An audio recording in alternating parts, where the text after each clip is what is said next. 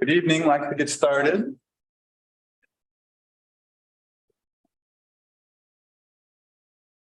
Okay. Thank you for being here tonight. Welcome to this Thursday, May 25th Planning Commission meeting. My name is Clay Newton. I'm the chair of the Planning Commission. I'm joined by my 6 fellow planning commissioners. We will be reviewing 3 quasi-judicial issues before the Planning Commission tonight. Basically, that means we'll be acting as a sort of judge and jury. We'll ask for evidence from the applicants, proponents, opponents. We will weigh that evidence as we consider each of these items. Inevitably, about half the room is happy with our decision, about half the room is not happy. You have the right to appeal any decision if you're unhappy with the decision. We are a group of citizens, of members of this community, appointed or proposed by citizens, appointed by the city council. So the idea is, when we are considering this, we are a representation of citizens just like you in this community. We are looking at and have studied and are trained on the law, the code, and it's our job to try to interpret the code as it relates to the issue you're bringing before us tonight. When you come up, either as an applicant, proponent, or opponent, please state your name, your mailing address, and then you can give us your testimony. We may have questions for you. After we close the record, we'll ask that comments from the public, we don't take any more comments from the public. We will then debate the issue and have a decision. So with that said, why don't we get started? May I have a motion to approve tonight's agenda? I move to approve the agenda. Second. We have a second. Any discussion? The agenda? I want to check one thing really quickly. Yeah, we have a good of the order section at the end. We'll cover a couple issues. So without further discussion, Emily, will you call the roll for approval of the agenda? Commissioner Matusik, Yes. Commissioner Bates, Yes. Commissioner Pearl, Yes. Commissioner Moritz, Yes. Commissioner Sinclair, Yes. Commissioner Ostrander, Yes. Chair Newton. Yes. Moving on to consideration of the minutes from our last planning commission meeting. Are there any amendments to the minutes? No minutes. If there are no amendments, with no amendments, may I have a motion to approve the minutes? Motion to approve the minutes. I'll second. Any discussion? May we call the roll, please? Commissioner Moritz, Yes. Commissioner Sinclair, Yes. Commissioner Ostrander, Yes. Commissioner Matusik, Yes. Commissioner Bates, Yes. Commissioner Pearl, Yes. Chair Newton. Yes. Our first issue tonight is a quasi-judicial hearing. It's public hearing and consideration of AA 23-04. Janet Stantz. Oh, please forgive me if I get your name wrong. Stantz, administrative appeal of the city's approval of a tree removal permit. Janet Stantz, administrative appeal of the city's approval of a tree removal permit in conjunction with the construction of a new single-family dwelling at 743 North Ash Street, tax lot 5602, map 51019 AA, in a residential lower density RL zone. The appeal will be reviewed pursuant to the municipal code 17.88.180, review consisting of additional evidence or de novo review and applicable sections of the zoning code ordinance. Does anyone object to the jurisdiction of the Planning Commission to hear this matter at this time? Does any commission member believe he or she has a conflict of interest or personal bias? I believe I have a personal bias. I live within 100 feet of this property and the Pollens are my next door neighbors. So I've had a lot of ex parte contacts over this. Okay. Well, So I would abstain from the process. Okay, if you aren't going to participate, the best course may be to Sure, step into I can the go sit. audience, so. Sure. Thanks. has any commission member had any well, we talked about that, any ex parte contacts going once, twice? Site visit, have members made a site visit? Site visit. Site visit? Okay, And I just visited to see the dimensions of the property and how the layout was working. okay. I made a site visit also, and based on that site visit, hope the the contractor can address the proximity of the corner of the building to the tree and the timing of when the decision was made to not take the tree out versus take the tree out. May we have the staff report?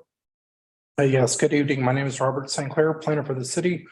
The staff report is that the appellant, Janet Stasny, is appealing the administrative decision to a tree removal permit in conjunction with construction at 743 North Ash.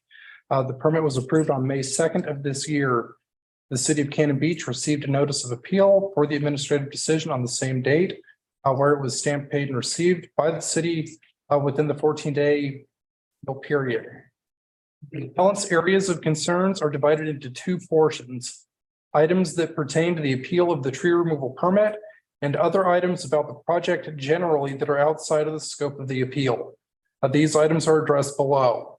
1, the appeal of the tree removal permit.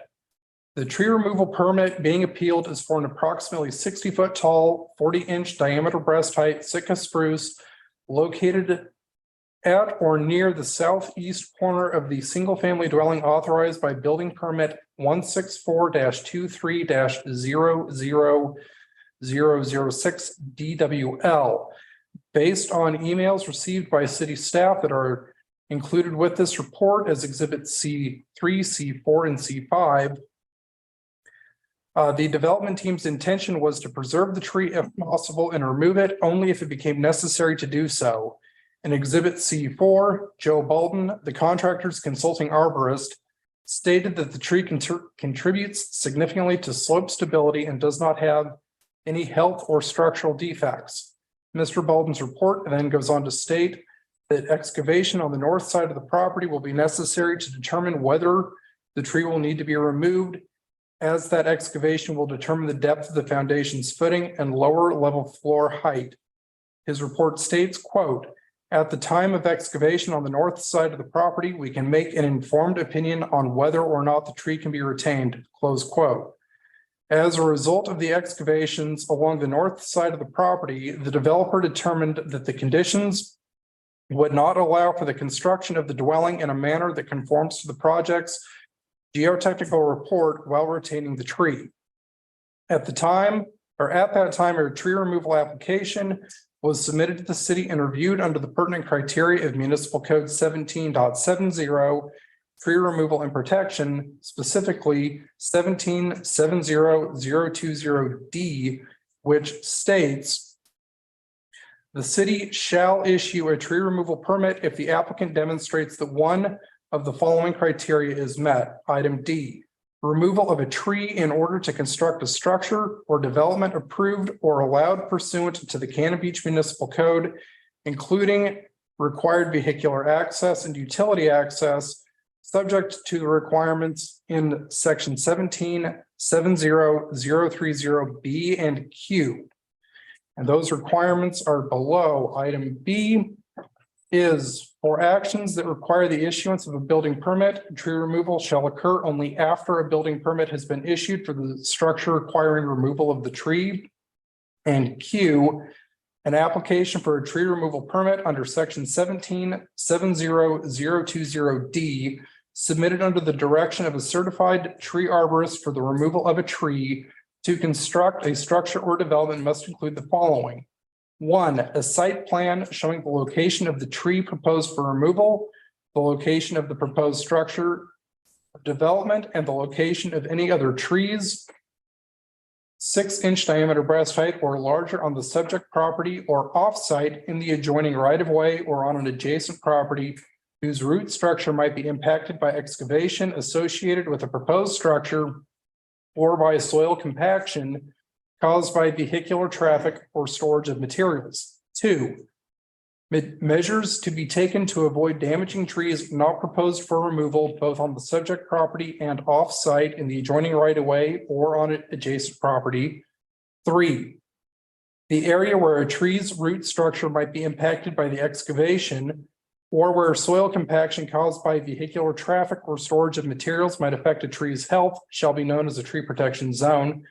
And 4, Prior to construction, the tree protection zone shall be delineated by high visibility fencing with a minimum of 3.5 feet tall, which shall be retained in place until completion of construction. Vehicular traffic, excavation, and storage of materials shall be prohibited in that zone. The city retains the services of a contract arborist who provides an independent review of tree removal applications as per municipal code 17700300, which states the city may seek independent expert opinion when reviewing an ISA tree hazard evaluation or when reviewing any request to remove a diseased, damaged, dying, or hazardous tree. An arborist retained by the city under this section is expected to render independent expert opinion consistent with the ISA Certified Arborist Code of Ethics. The arborist contracted to provide reviews for the city reviewed and commented on this application, and the arborist report is included with the tree removal permit as in Exhibit C1 and can also be found as Exhibit C2. Although applications in conjunction with construction are not required to be independently reviewed, and 177020 states the city shall issue a removal permit when the pertinent criteria are satisfied. In his memo reviewing the reviewing arborist, Jeff Gerhardt stated, quote, "Given the circumstances, it is with great reluctance that I advise removal of this tree," close quote. The memo then went on to state that the application meets permit criteria A, which does state, "You are constructing a structure or development approved and allowed by pursuant to Cannon Beach Municipal Code 17700300, which involves any form of ground disturbance, including required vehicular and utility access." The role of the contracted arborist is not decision-making for submitted applications, but rather to provide technical review and recommendations for tree-related hazards and diseases that are often outside the professional expertise of city staff. Based on the criteria for removal of trees in conjunction with construction projects, the city was required to issue the tree removal permit for 743 North Ash. The application was complete and contained a site diagram identifying the tree to be removed and was accompanied by a narrative prepared by an ISA certified professional arborist. The work being performed is in conjunction with permitted construction on the subject property. Moving into item number 2, other project concerns.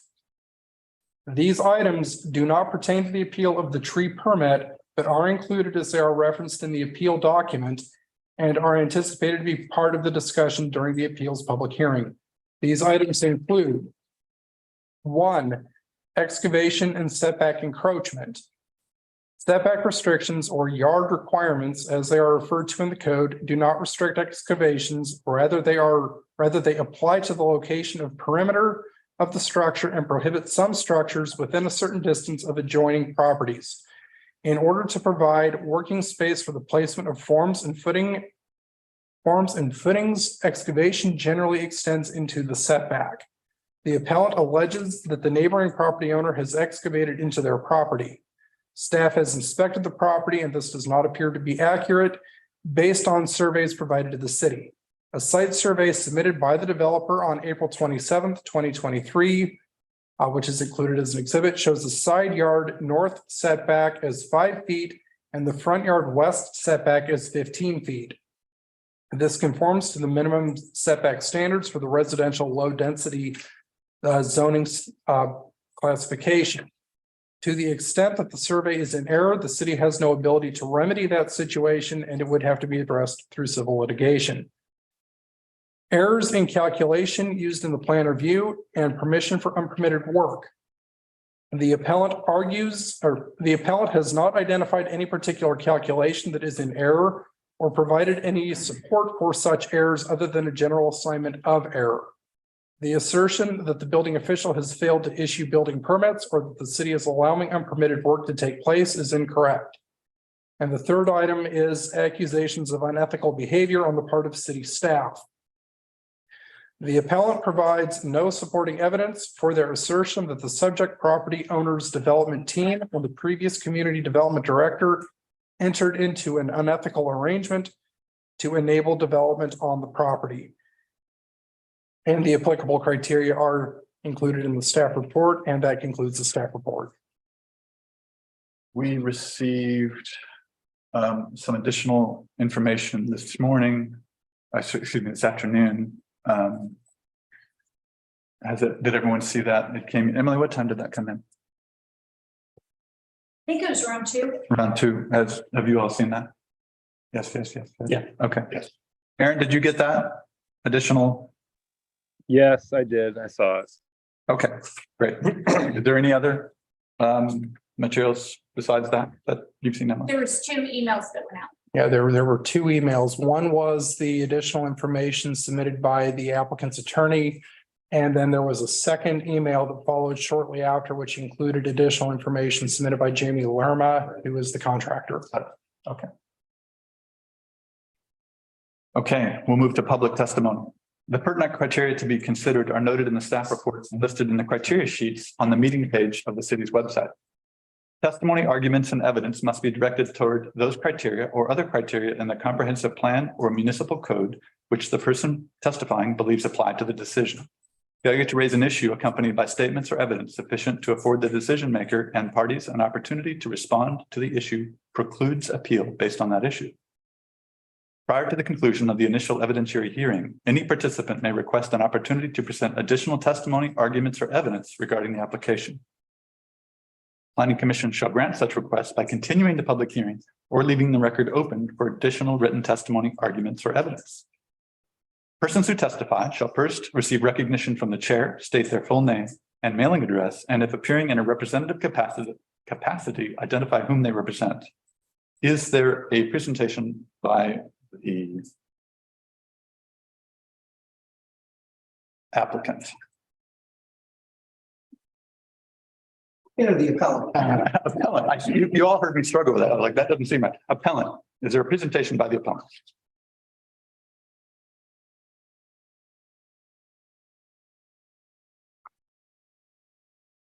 Good evening, Chairman Newton and members of the commission. My name is Dean Alterman, Alterman. My address is 805 Southwest Broadway, Suite 1580, Portland 97205. I'm appearing here as an attorney for the appellant, Janet Stastny, and her husband, Don Stastny, owners of the property immediately north of the subject site.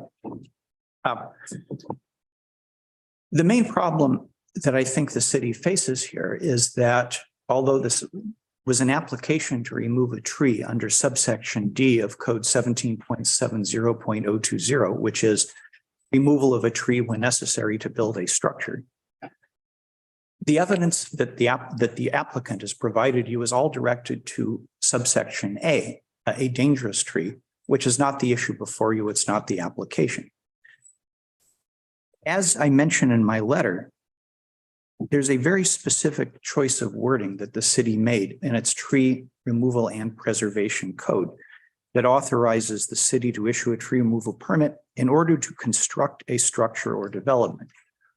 First question, what do you mean by in order to construct? That suggests the tree must be removed in order that the project may start and then be completed, that the tree and the structure are occupying the same space, that space is needed, either for the structure itself or for the required utilities or for a required access way.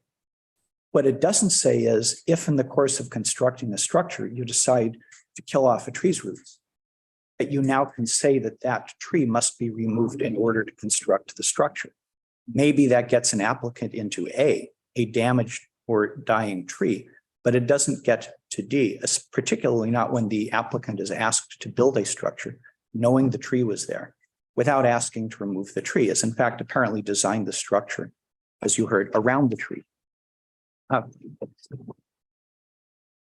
There are some very specific choices of words in the criteria that the applicant must meet in subsection Q1, where it talks about a proposed structure. That one of the things an application for a tree removal permit must include for removal of a tree to construct a structure is the location of the proposed structure or development, the location of other trees whose root structure might be impacted by excavation associated with the proposed structure. In other words, a structure that's not there yet, that hasn't been started yet. That's the second thing that is very odd about this application. This is an application to remove a tree for a structure on which work has already started. And to remove a tree that is not in the space that the structure would occupy. It's an application to remove a tree simply because they did a lot of excavation. I believe you heard in the staff report that the applicant said, we won't know if we want to remove the tree until after we know how much excavation we are going to do. I'm not a builder, but usually you know how much excavation you're going to do as part of your building plans. That you have designed footings, you've designed a basement or a foundation or something else. You know how far down you're going to go. That's all information that was available to the applicant at the time they applied for this building permit. Because subsection D authorizes removal of trees to build proposed structures, the applicant's time to apply under subsection D has come and gone because they have already started to build the structure. The underlying question before you, I think, is whether your tree preservation ordinance allows the owner of a tree to design a structure near the tree, to start building it, and only then to say, oopsie, I would like to get rid of this tree even though I can build my structure around it. Do you get to deliberately make a tree unsafe and then ask under D for permission to remove it? Maybe you can do that under A, but your code is not written to suggest you can do that under D. For that reason, I ask that you grant the appeal and revoke the permit to remove this tree. Thank you. Are you satisfied that there was no encroachment upon your client's property? I mean, there was the question of perhaps the setback being, I don't know if there was an encroachment, but there appeared to me to be about 10 feet between the surface level footing on the new house and the surface footing, or I should say foundation wall of the Stastny's house. I didn't take a tape measure. I didn't measure it. There should be 5 feet on each side. Good. I was just here, Plainly wrong. the client brought it up and I just wondered if he or she was satisfied that there was no encroachment. Not having measured, I wouldn't say I'm satisfied, but that's not the heart of the issue Oh, I'm explaining Yeah. the commission tonight. I- Thank you, Mr. Johnson. Thank you. Are there any further presentations by the appellant?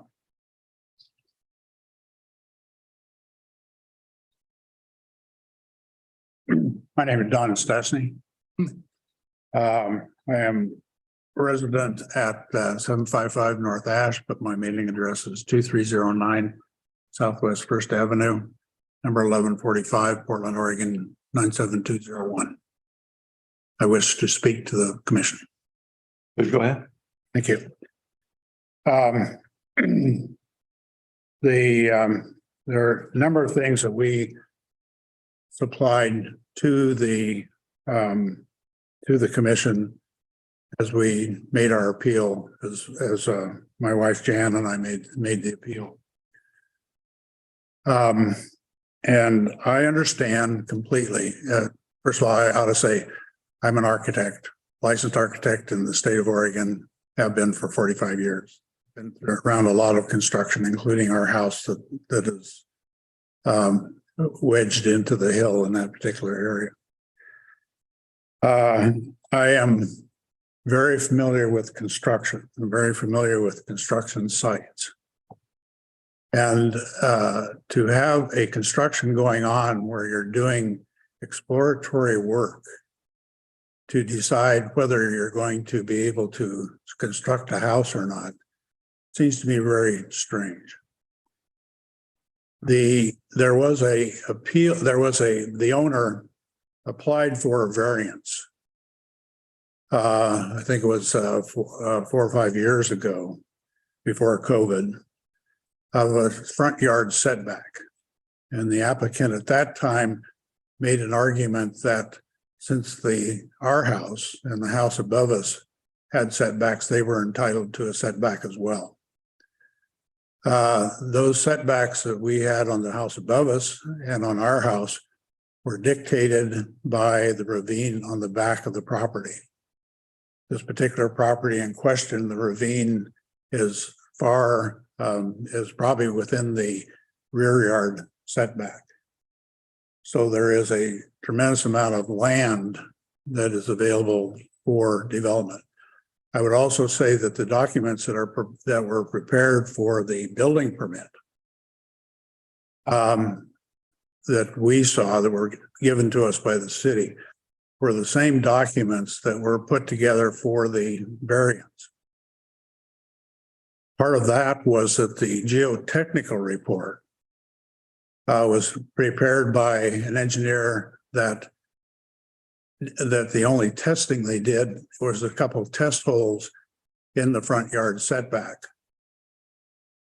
And they had no knowledge of what the geotechnical history of that place was. That part of Ash is an old rock quarry. And so we've always known, we founded our house on rock. We knew that there was rock down there, and it's across their whole site.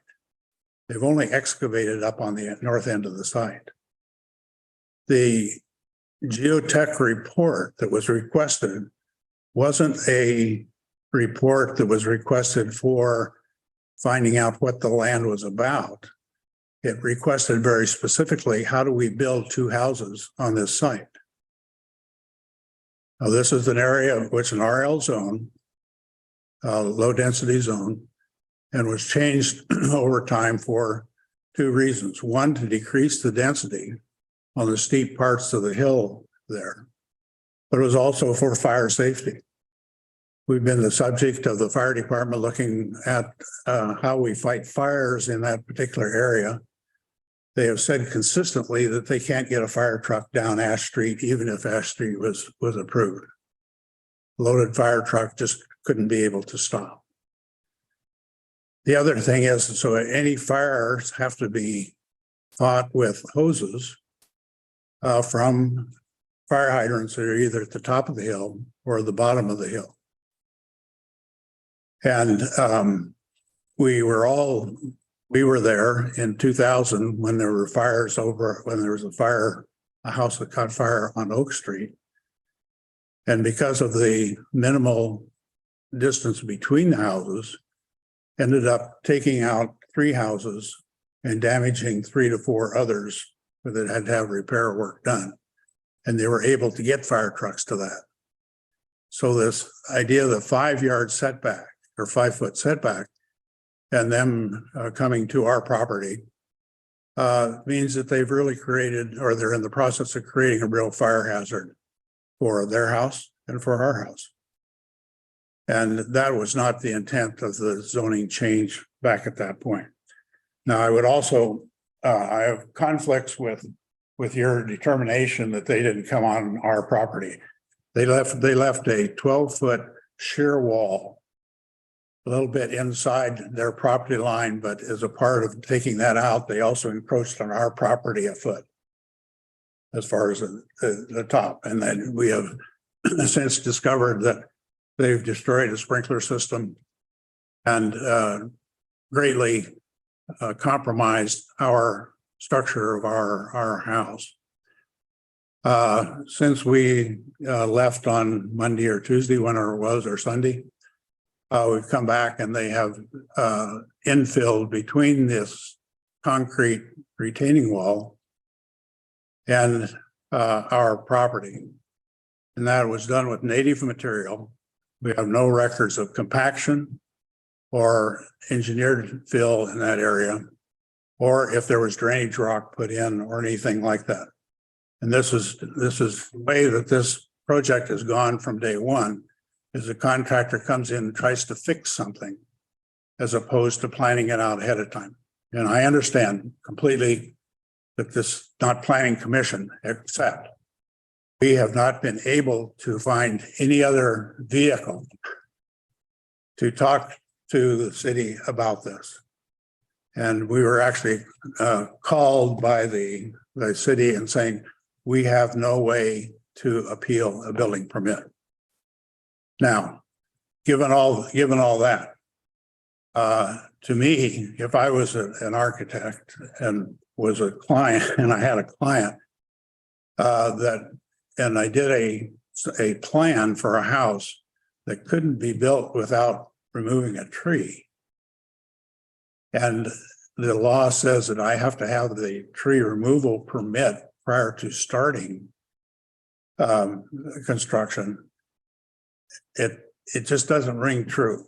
And I'm sorry, it sucks. And it kind of feels like collusion. It feels like that the building department isn't watching the site, that the building official is kind of agreeing to do things on the side without proper knowledge. Again, not planning commission issues, but has to do with this wonderful tree that they are trying to take out. And they're trying to justify it without being able to show a foundation or a way of retaining around the roots of the tree to make it live. And as we all know, what I always learned is you have trouble anytime you're within the drip line of a tree. If you're building a foundation right close to the trunk, it seems to me that at least the city ought to be able to require that those foundations and the details of those and the structural calculations be submitted as a part of a revised building permit. That, I think that's all I would say. Thank you. Thank you for the time. Thank you for hearing our appeal. Thank you, Mr. Desmond. Are there other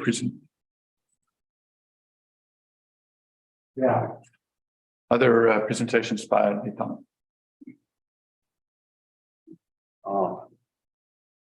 My name is Robert Necker, N-E-C-K-E-R, P.O. Box 1021, Cannon Beach, Oregon, 97110. I own property adjacent to this property for 25 years. I can't speak to the technical issues going on here. I just don't. It's not there. What I'm speaking to is a tree that is being damaged before it's even allowed to be killed. And if you looked at it lately, it's already pretty much gone. They pretty much, McEwen boys pretty much hacked it away. It's turning brown leaves already. It's too early for that. So the question is, where do we go from here for you people? I think these guys are pulling the shades down on us. I don't think they've been truthful. I look at that tree every day and it's going to be a loss if it's gone. And the person who's building this house doesn't realize that they're invading a community, and the city definitely has dropped the ball because not a word about the road building. Jamie came up and told us that they were bringing heavy machinery up the street and all this.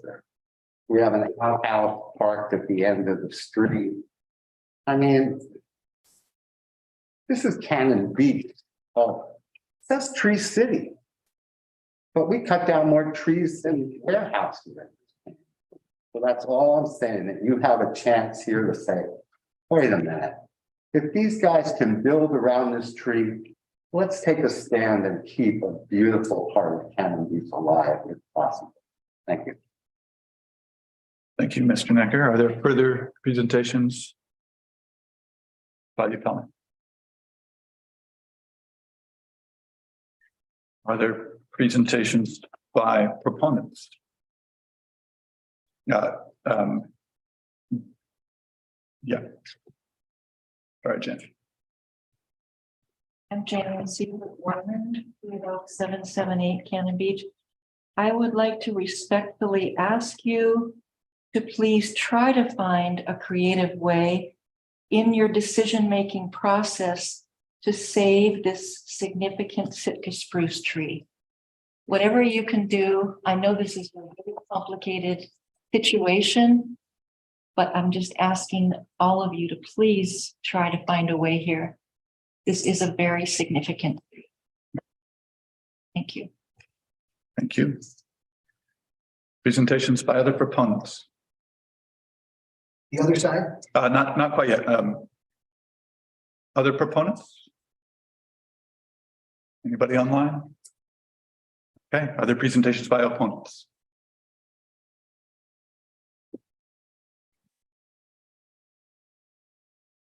Hello, I'm Jamie Lerma, PO Box 825, Cannon Beach, Oregon. I'm the tree removal permit applicant and I'm the builder for Jacqueline Bennett, who's property owner. I submitted some information this afternoon. Did you guys get that? The packet looks like this. Yes. Has a picture and stuff in it. So I'm gonna walk through this stuff. Most of this has been addressed already by Robert, but since it's in the appeal, I wanted to address it. The appellant made some assertions that we didn't have a building permit in place. Item number 1 in that packet shows the approved building permit from March 23rd, 2023. He also asserted that we encroached on his property or into the setback. Also not the case. Item number 2 is the approved hub and tax survey by CKI, a licensed surveyor. There's 5.2 feet between the property line and the structure. Incidentally, Mr. Stastny's house is 5 feet 8 inches from the property line. So they're both kind of hugging that property line there for a reason, I think. He also says that in its reference to wanting us to just adjust the house. If you look at item number 3, there's a item number 3. Oh, he said we didn't have structural engineering for the retaining wall. Item number 3 is the cover sheet to the structural engineering and calculations for the retaining wall and submitted to the city and approved. That's a live stamp on the cover sheet there. I didn't submit the calculations. He makes reference in his appeal that we move on to item number 4, that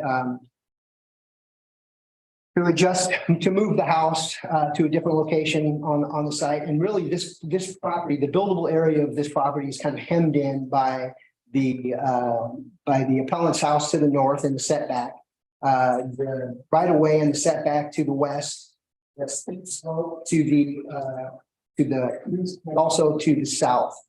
And the geotech report that Mr. Stastny was criticizing actually has turned out to be spot on. When we did our excavation on the north end, we came across lots of basalt vein rock, very stable soils after about 3 or 4 feet of topsoil. So the recommendation by the geotech that any development on this property be held to the north and west was spot on. And we've got the entire width of the house on that basalt bench in there. So I'm feeling very good about the structural integrity of the building at that end of the structure.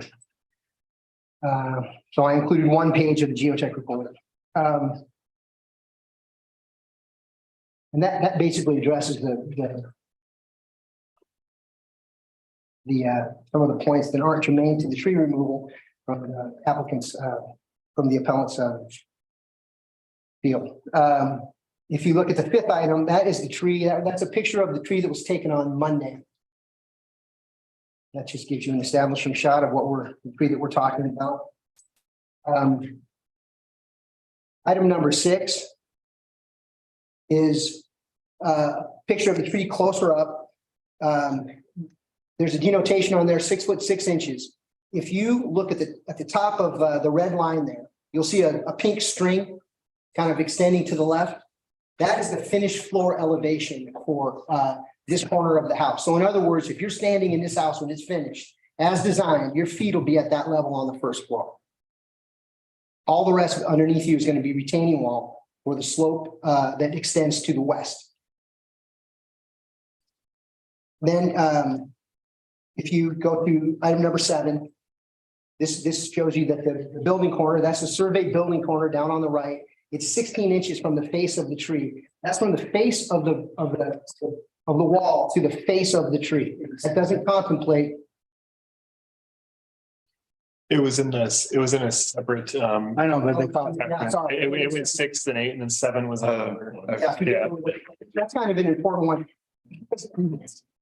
That 16 inches doesn't contemplate the footing. Okay? That's just the outside of the face of the wall, not the footing. This is a retaining wall. So we know there's going to be a footing. How big that footing is going to be dictated by how tall the wall is. And I'll show you a picture of that when you get there. If you go to the next, if you look up to there's some it says 3.5 feet. If you look up to the left of that long letter I there, you can see that's a surveyor's stake that was in the other pictures as well. So that hillside drops away to 70% or greater slope. So you can't walk down it. You have to jump.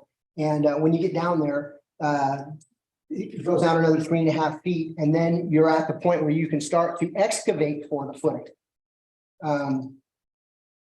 So you can see it's steep. It's a very challenging lot topographically.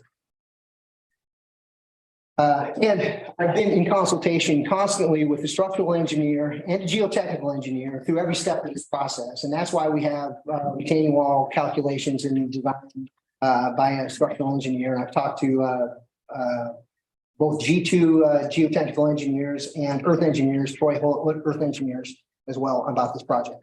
Okay.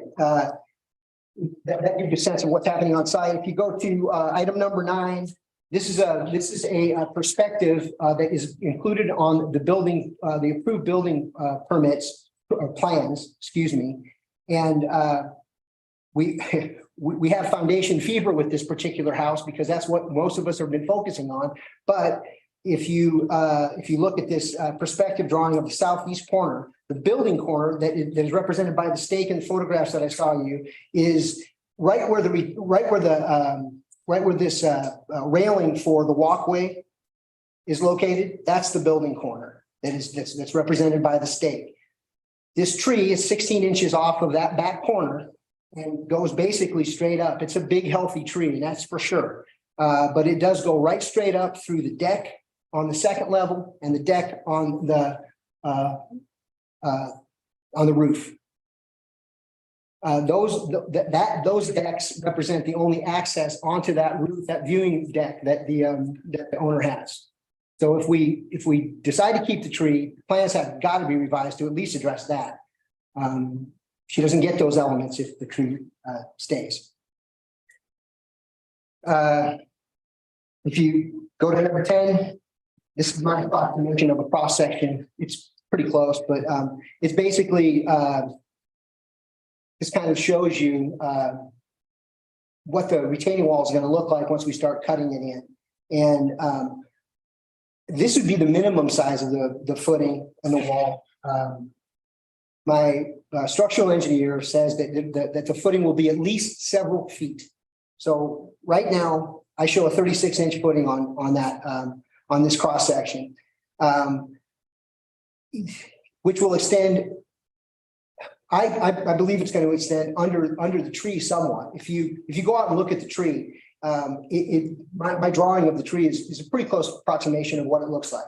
The roots that go uphill that are on the west side of the tree kind of come out from the tree like this, like you'd expect them to. The roots on the back side of the tree kind of come out and look like they go straight down into the ground. They go out a few inches and go straight down. So I think that any kind of excavation, if you know about over excavation, we don't cut the dirt with a razor blade. So if we've got a 3-foot footing, you've got to expand that by at least 3.5 inches to put a form in there. And then typically over excavation is going to take you 2 to 3 feet larger than that. So if I've got a 3-foot footing, you can count on a 6-foot excavation.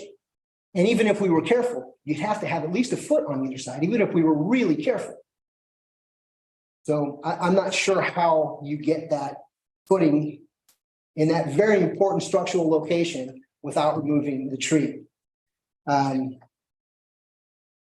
number 11 is an email that I got from the structural engineer that I've been consulting with a couple of days ago. And he says, he's talking about the footing. He says a few feet wide at the base with 9-foot soil retaining.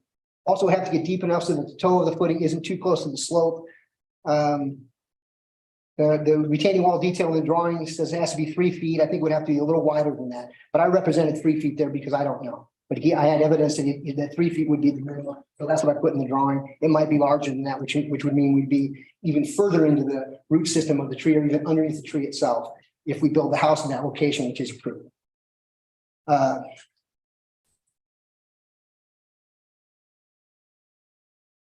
So how do we end up getting in the position that we're in right now? On March 7th, so the building permit was issued on March 23rd. On March 2nd, prior to that, by 2 weeks, I contacted Robert and said, hey, Robert, I finally had the lot cleared. I had a grading permit. We cleared the lot. We got the surveyor out there. We staked out building corners. And this tree is 16 inches from the building corner. It needs to be removed. And here's what I said to Robert. I pulled a grading permit to clear the lot and then had the surveyor do my boundary survey and construction staking. The southeast corner of the building location requires that I thought it was 60 inches, a 60-inch spruce tree identified on the topo be removed. Do I need a tree removal permit for this, or will a letter from an arborist suffice? That's the first interaction that we had with the city on March 7th before the building permit was issued. At that time, if we were going to have to do some kind of modification to the plans, it would have been a great time to bring it up. We didn't go that route.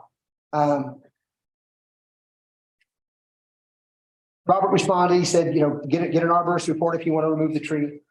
On March 10th, again, 2 weeks before the permit was issued, I sent an email to Robert and said, good morning, Robert. Good morning, Robert. Regarding removal of the 60-inch spruce tree that I contacted you about earlier this week. I met with arborist Joe Baldwin at 743 North Ash yesterday morning, and we determined that our path forward would be to save the tree if possible and to remove the tree if necessary. Joe's writing a report to that effect. I will forward the report to you when I receive it. I would have Joe inspect the tree as we excavate to determine the viability of the tree. We'll have to have our building permit to proceed with excavation. So I'd like to ask you to proceed with the plan review. Thanks. I'll wrap up the review when I get the report from Baldwin. That's on March 10th. So this has been something that we've been discussing since before the building permit was issued. We didn't sneak up on anybody.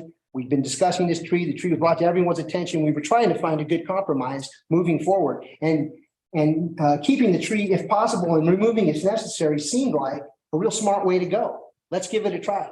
And it didn't work. By the time we got the north side excavated, it became apparent that we were going to have a high foundation wall there. We were going to need to retain that footing. And then the decks up above. We were suffering from foundation fever, but we've got the decks up above too. They cut right into the tree. So the tree can't stay. So that's why I filed for the tree removal permit. It made complete sense to me that that's how the system went. And I felt like we were adhering to all of the requirements of the city. And I think we still are.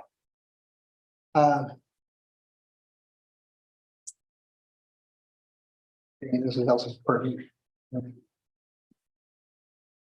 Final determination. I included in here, this is also included in Robert's information, number 12E. Jamie and I discussed the dig out on the excuse me. If you could hold your comments until, or questions or whatever it is, it's a little distracting when you're speaking behind the person at the podium. Thank you. I'm sorry to interrupt you, Mr. Lynn. It's okay. 12E is just is Joe Baldwin's arborist report. You've seen that. And then he modified that after we contacted him. We actually called him from site. The excavator did and said, hey, this is what we're coming up with. This is where our elevations are. This is what it looks like out here. And after discussions with Joe, he agreed that the tree needed to be taken out. And he sent an email to the city on April 20th stating that, and that's in my packet.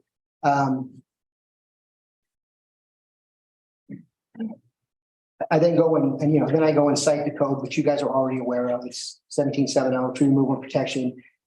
In paragraph B, it says the intent is not to prohibit the removal of trees completely or to require extraordinary measures to build structures.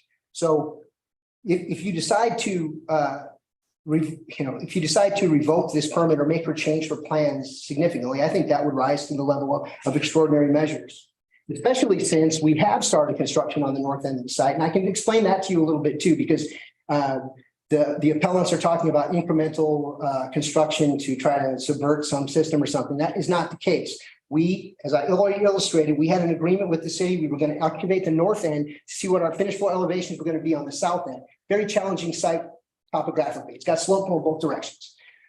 Once we had that established, We have a 10-foot cut on the north end of the site. We can't just abandon that while we wait around and decide what we're going to do. That has got to be retained.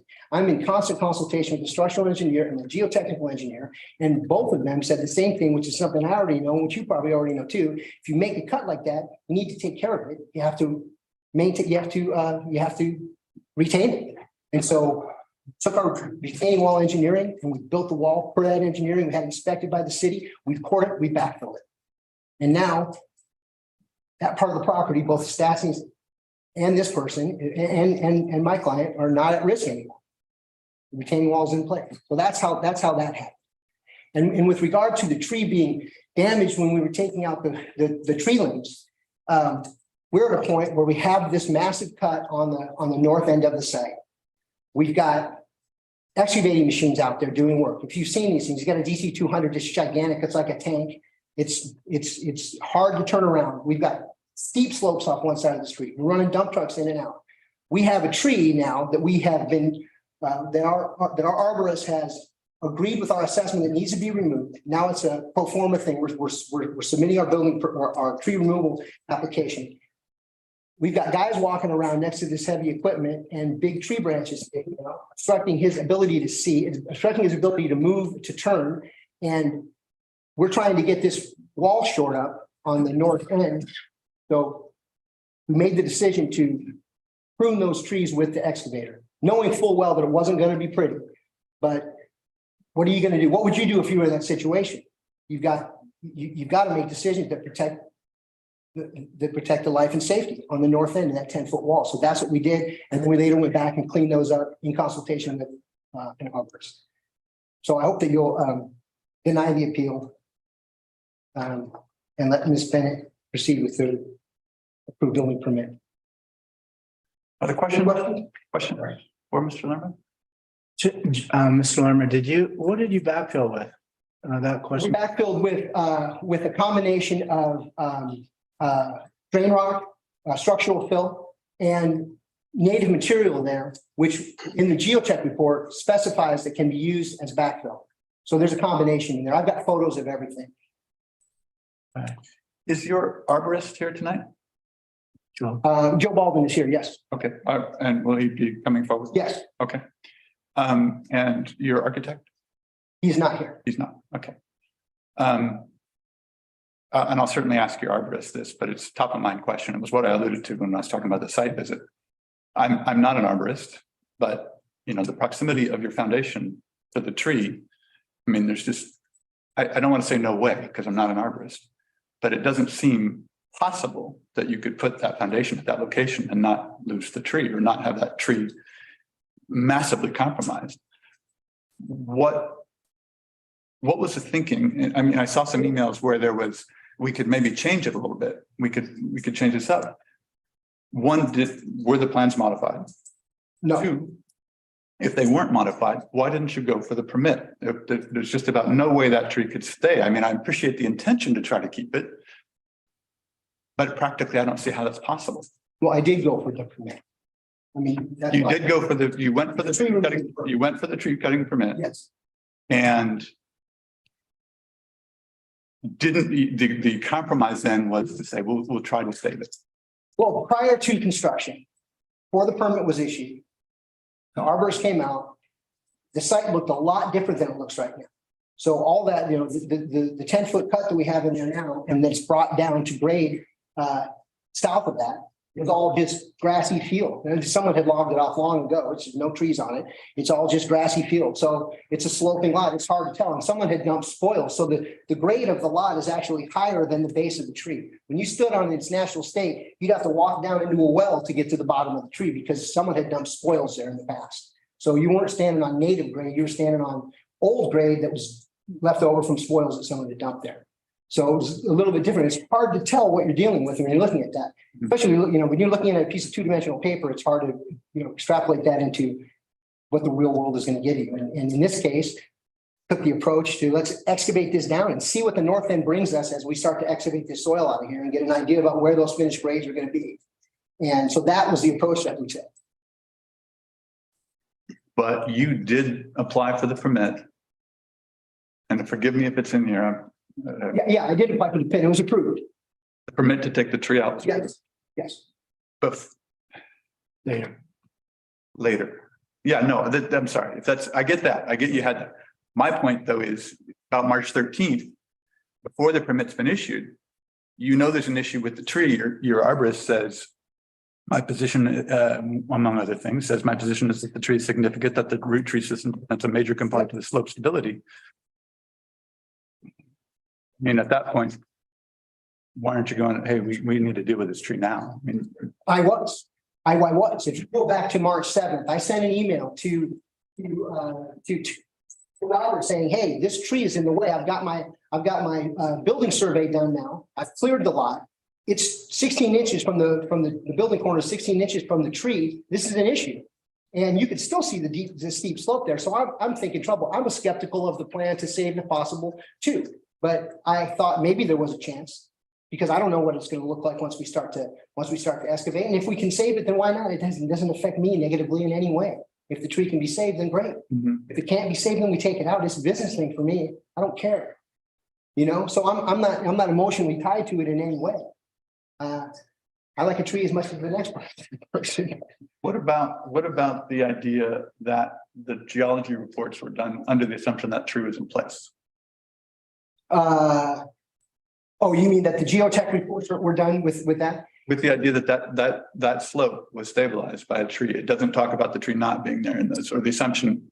Yeah, the geotech reports don't contemplate the tree at all. They talk about the spoils that are there. They don't talk about the stability being enhanced by the tree roots. That's something that the arborist said, and I don't doubt that. That's probably true. The issue isn't that; it's that we can't get to the depth that we need to get and the width that we need to get with our footing to make the house safe to occupy, unless the tree gets removed. That was my contention from March 7th on, but we were willing to take a look at trying to save the tree in good faith, which we did. Is there a different geotech report than this one you showed us, Mr. Lerman?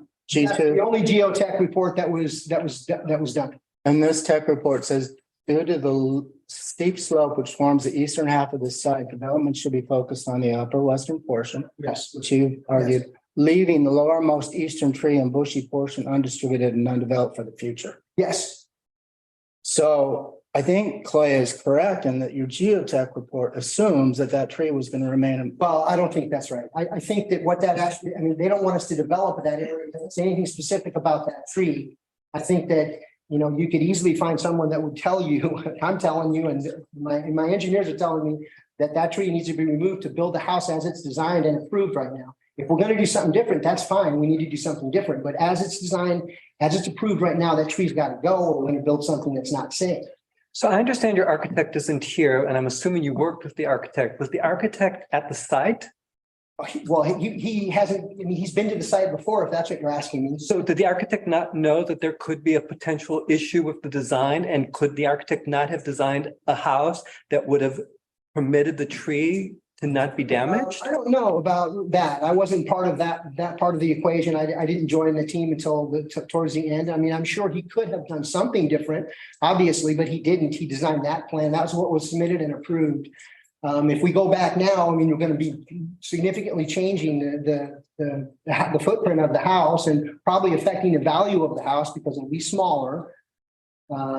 True, but I don't know how long it would take to, and how much money would have to be applied to change the plan. But I know that it would take maybe weeks. It takes decades for this tree to grow to what it's grown to. I think there needs to be a little better balance between the design and not just saying, oh, well, this is the design, cut the tree off because it doesn't fit with the designs. Well, that's not what was said. What was said was. But it is what you're saying now. What I'm saying now is that we took the approach, as is documented in all of my correspondence with the city since before the building permit was issued. We have a tree that's in the way of the foundation. We need to remove it.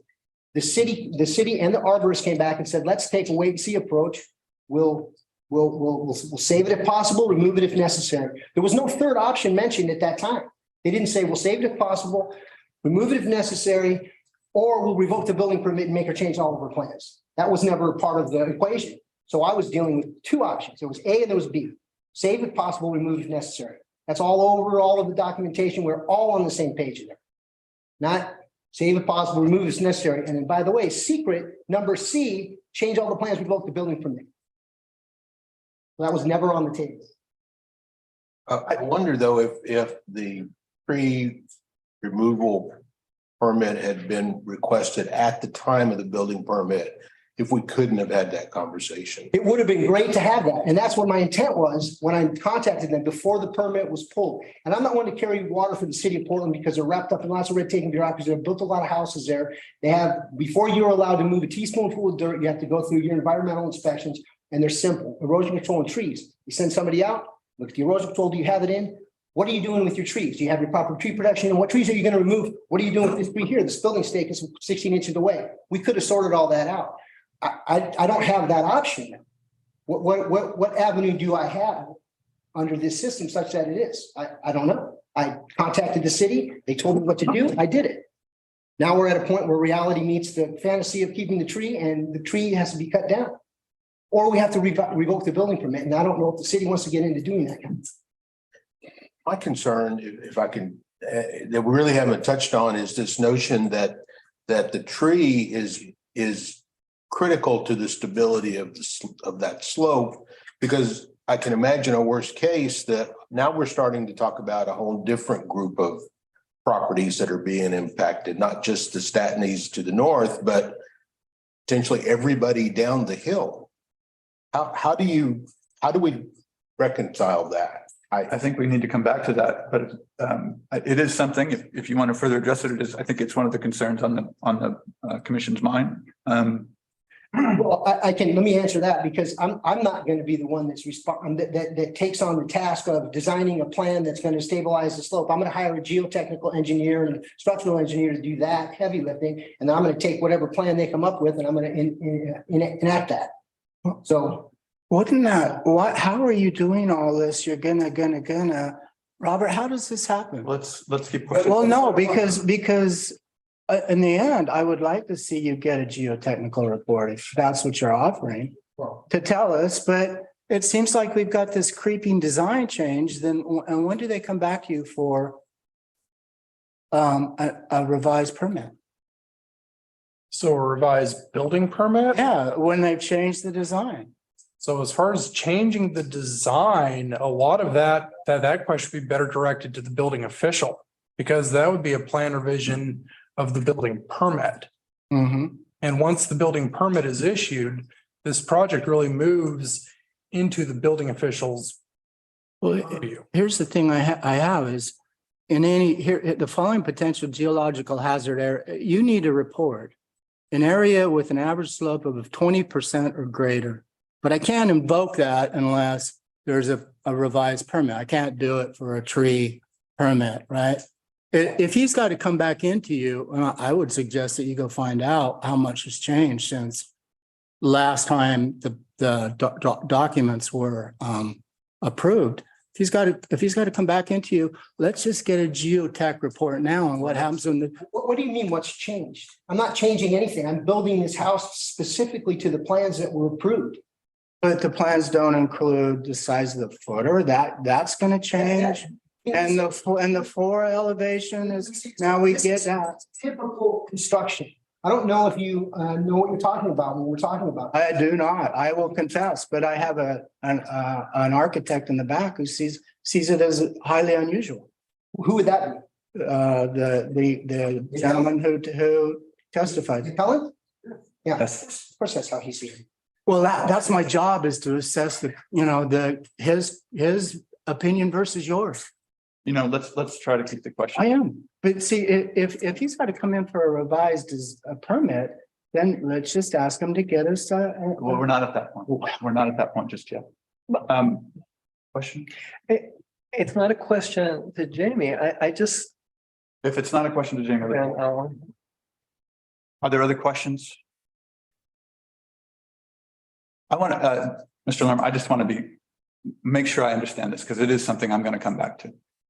In this exhibit number 4, there's a section you've highlighted. I'll read it, and then I'm going to read this next sentence after. The buildable portion of this site lies at the uppermost edge of Ash Street and just south of an existing home, which lies to the north and upslope at this riding. Due to the steep slope which forms the eastern half of this site, development should be focused on the upper and western portion. It goes on to say, which is not highlighted, Yeah. leaving the lowermost eastern tree and brushy portion of the undisturbed and undeveloped for the future. Is there another tree that this report is referencing, or is this eastern tree that's referenced in your geotech's report the same tree we're talking about Well, tonight? there are probably 30 trees on this property. I think he's talking about trees on that slope. No, If, please hold your comments, please hold your comments. Everyone will have an Let me opportunity. see where you're at here. So you have the highlighted section. Yes, It is the continuation after the comma that has my attention. And the date of the report. yeah, there is no other reference to there's no reference to any specific tree anywhere else in the geotechnical report. That is a matter of public record. It's on, it's in file. I didn't put the whole thing here. I was just trying to have a concise Okay, contents. so my takeaway is that that's that tree. That this geotech report is It's specific. referencing specifically about that tree. Unless you can show me something else, I will be looking at this as if your geotech is referencing that tree.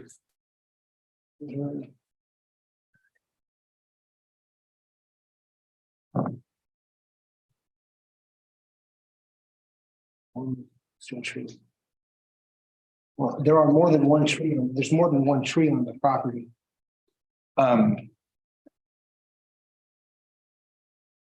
Is it shown anywhere where the trees are? We have, there's a topography of. You can go stand on the property and look too. Yeah, I did. You probably done that. I did that. I don't have that as part of it. Okay. Because that was the only significant tree I saw. And I'm just going through the pictures I took. I didn't see any others. Okay. Are there other questions for Mr. Lerma? Do you have anything further, Mr.? Actually, I did have a question. The trimming that was done after the initial rough trimming with the excavator, was that done by an ISA certified arborist? No, and it's not required to be done by an arborist. Oh, I guess, sorry, not done by the, so I noticed some of the way some of the cuts are not cut to the, not cut to the collar. The collar. There was some that from the pictures I could see that are cut into the collar. Sides of the collar. Yeah. I was just wondering if that was. I did talk to the arborist about that, and he did mention that very thing. But I guess some of those trees were damaged a little bit when they were cut, so when they were initially removed. The assessment was that the tree would survive those cuts. I did have one more question. You mentioned you were working with your geotech on foundation and that slope there. I presume we don't have those reports. We weren't provided those reports. Okay, so without having the benefit of looking at them, what is your geotech saying about adding more than, it's a 3.5 foot foundation, is that right? Down from. Oh, I haven't consulted him about this yet, other than just in general terms, because I don't know what I'm going to be doing. I don't know what I'm asking them yet. Okay. I've consulted with my structural engineer, and he's saying that we need to have, so not the geotech yet on that, but the structural engineer is saying a 3 foot plus foot. A 3 foot plus footing, okay. Yeah, there's an email in there after that. Where he says that. Okay. And Jamie, am I not correct and when I read number 9, that no matter what the footing ends up being, there's a deck extension on the second floor that clearly is. Yes, we all have foundation fever right now, and that's what I've done all the time. There's a deck upstairs too, so you'll have to, whatever the deck. Literally bisects the tree. The second and third levels. You said the arborist is gonna give a presentation as well. Okay, all right. I'll have a question for him. Can we take a break? Jamie, can you help me understand why you didn't apply to have it removed from the beginning? I'm still not understanding the dance, it sounds like, between you and Robert with this, if necessary. Yeah, there's no dance. I told them we needed to remove the tree. He asked me to get an arborist report. I got the report. The arborist recommended that we excavate the north end to see if the tree could be saved. That's what we did. And now we're here. So there's no dance. It was a one-time shot. That's what happened. That's the path that we took. I would have much preferred to just pull the permit and remove the tree. But that's not what we did. So why didn't you, if that's what you wanted to do? Well, I can't override my arborist. We hired the arborist to give us a recommendation.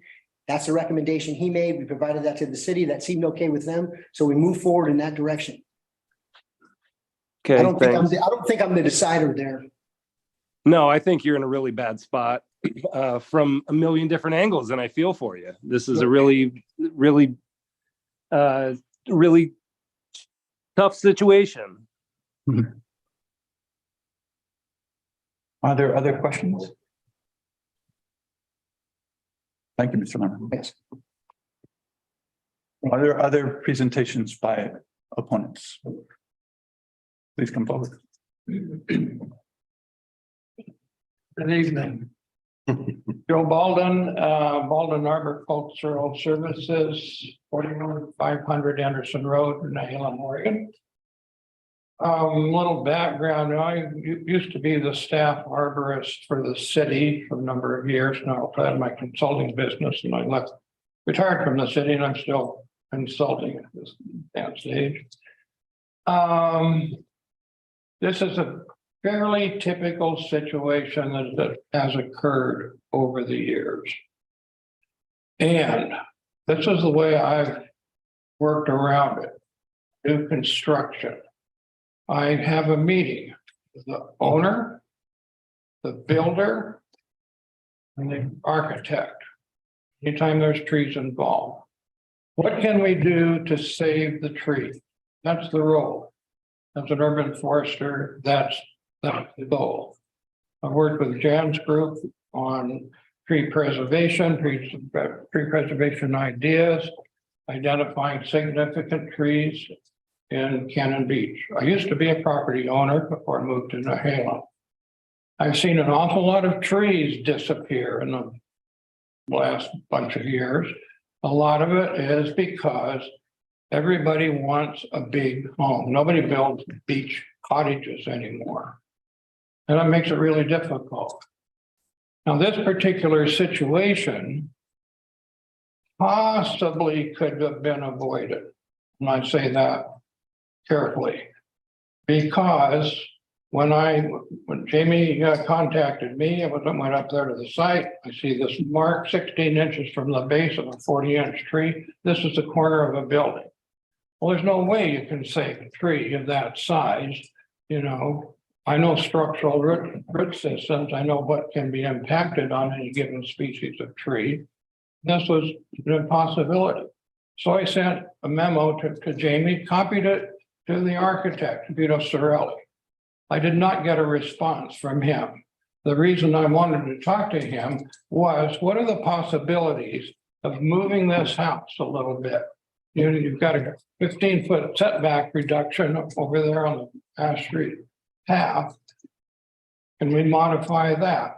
Can we modify the design of the house? Can it be moved a little bit further to where we could essentially look at protecting root systems? Okay. And you've got all the geo stuff, the excavation stuff. And what I was looking at, and I didn't know at the time, what kind of depth we're going to have to dig. And if it was going to be very deep, you can do a grade beam, you can do other things, coils, helicoils to modify the excavation of the root system. And if that was done, maybe, that's why I say it's just maybe, we could have worked around this. But the size of the house, the 3 levels of the house, the decks and everything, you couldn't save the whole tree. It'd be a mess. Do you consider this? What size house do you consider this? And What size? is there a large, it's not a small house, a medium-sized house? No, it's large. It's 3 levels. You and your memo. Decks. Okay. Yeah. Even if you moved it a foot over though, even if you moved it 5 feet over, you're still probably going to compromise the root system of that tree. Well, to the point that it. Yeah, but it's not necessarily person. Now we know more of the facts now about what the dig out has to be. But there are all kinds of techniques of preserving structural roots. I can impact 30% of the roots on a spruce tree and it's still gonna live. No other species can you do that to. The tree had great structure and we call good taper. It wasn't a very tall tree, 40 feet diameter. It'd been up there exposed to weather its entire life. I hear you. A tree that was just going to be suddenly exposed in the middle of the forest. Thank you, Mr. Bowden. I hear you saying there are design changes you could work into that retaining wall to accommodate. Possibly, you're gonna have to talk to Jamie about that. Oh, but you're aware of changes that would allow that root system to survive, perhaps under the go through the retaining wall and continue on, or is there anything? Well, yeah, you could go way below the roots, but again, the corner of the house is right there at the edge of the tree. You'd have to move the house quite a bit. Okay. And that's a question for the architect, and he's not here. Had the architect consulted with an arborist, would we perhaps have avoided the situation we're in now? Possibly. Thank you. Yeah. I work with all these guys. You know, I'm surprised I didn't get a response, and the fact that he's not tonight because it's best situation. So I had a question about the excavation that's already taken place. The root system that's there that's been impacted already. Do you know what portion, if it has been impacted already, or I don't know. There's damage to the root system. Been up there for a while. Oh, you haven't. I could answer that. Oh, well. I'll let you come back up. Why don't we? Well, one thing, once a spruce tree root system is relatively shallow. You know, most of the roots are above 3 feet below grade. 2 feet most of the time. Okay, but you haven't seen the current excavation where it stands right. Okay, all right. No, what we would do, we'd do a gradual scratch, you know, with a small excavator. And then also probe when we find roots over 4 inches in diameter. I'll probe those, I'll flag those. We determine a root pattern. And then you determine what you can excavate or bridge. Okay. We've got a job like that going on now. Here in town. There are other questions for Mr. Baldwin? Would it be possible for you, Mr. Baldwin, to speculate how much further we would need to move away from the tree, or at least give me a range? I would want to be 15 feet further west and north. Which would pretty much take the garage out.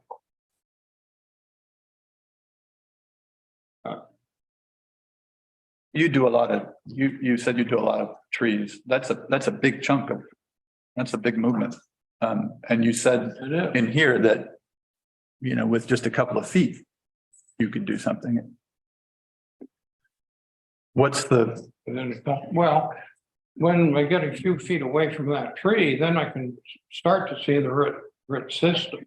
If we have to move the building that far out, then we're going to be doing things like, you know, post and beam construction, stuff like that, instead of just a flat cut. And this is a real unusual situation. You know, you got weird slope, you got, different mix of soils and rock. They have to go down so far at north wall. And that just, compounds the whole situation going all the way south on that east wall. Mhm. Are there other questions for Mr. Baldwin? I have one more, I think, question, Mr. Baldwin. I think it was your report that first talked about the importance of the tree in terms of the slope.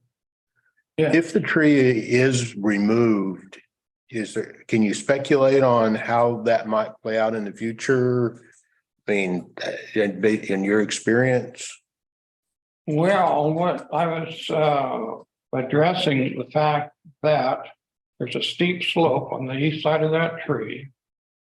And there's large roots on that side of the tree. And those are buttress roots.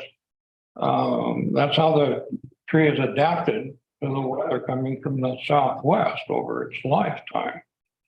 And as I stated previously, it's not a very tall tree. It's got good taper, which is a strength factor on the adapt. So the roots on the east side of that tree are central, in my opinion, I've seen it for a long time, in slope retention.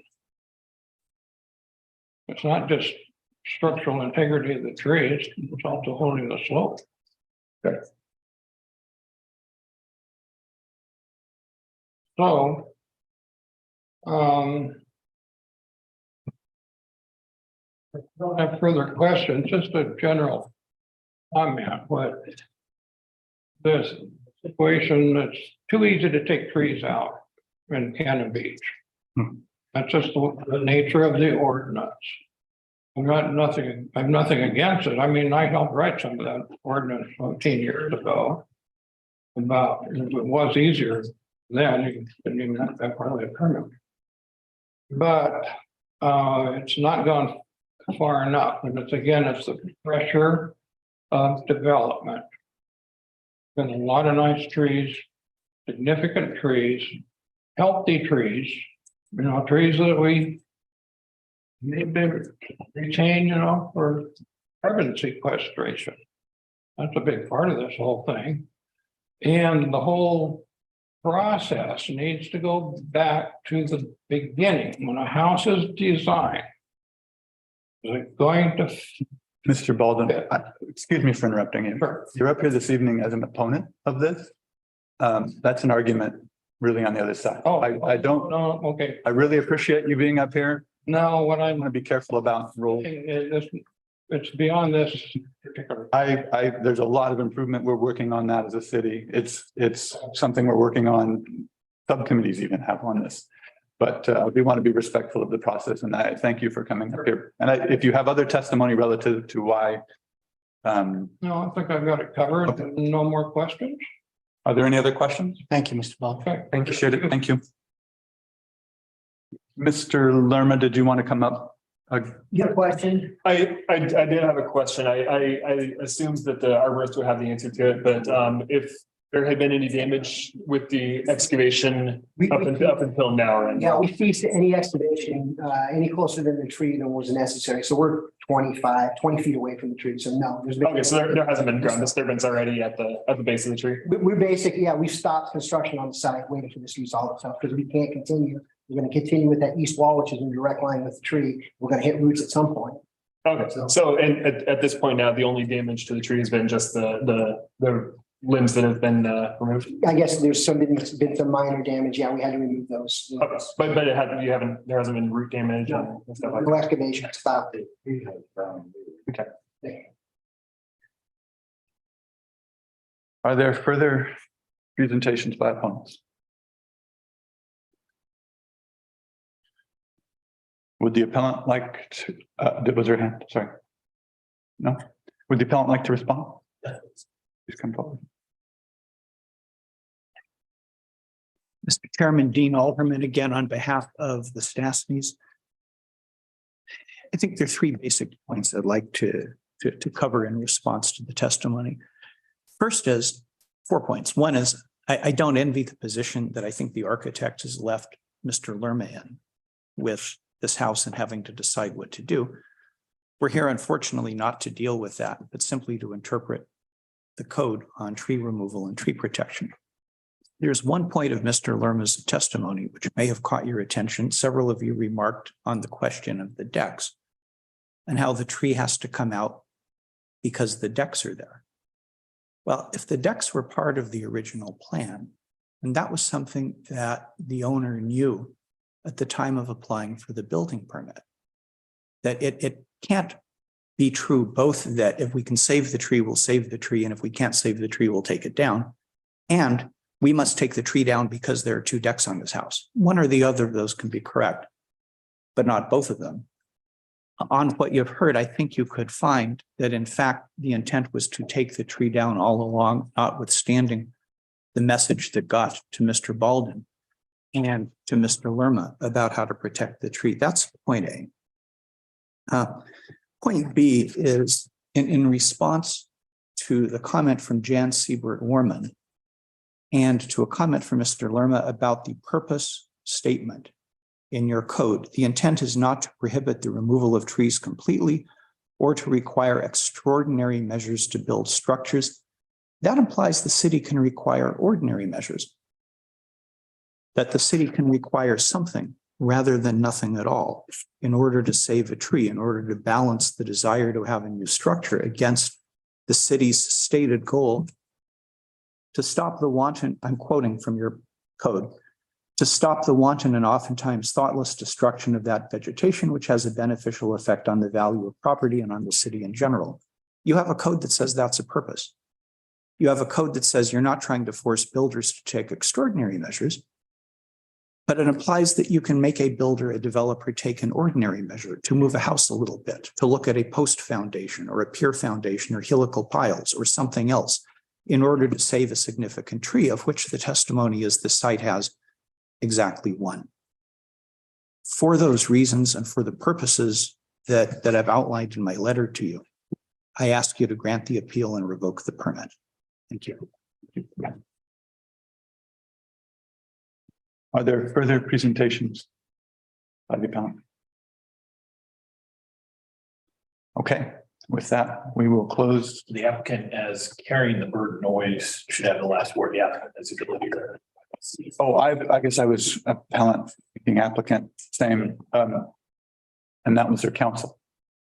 Yeah, so because it's appeal, it's a little wonky in that the appellant sort of acts as the applicant, but the person proposing a change, some type of development permit, is the applicant, and the applicant always carries the burden. So that person gets the last word.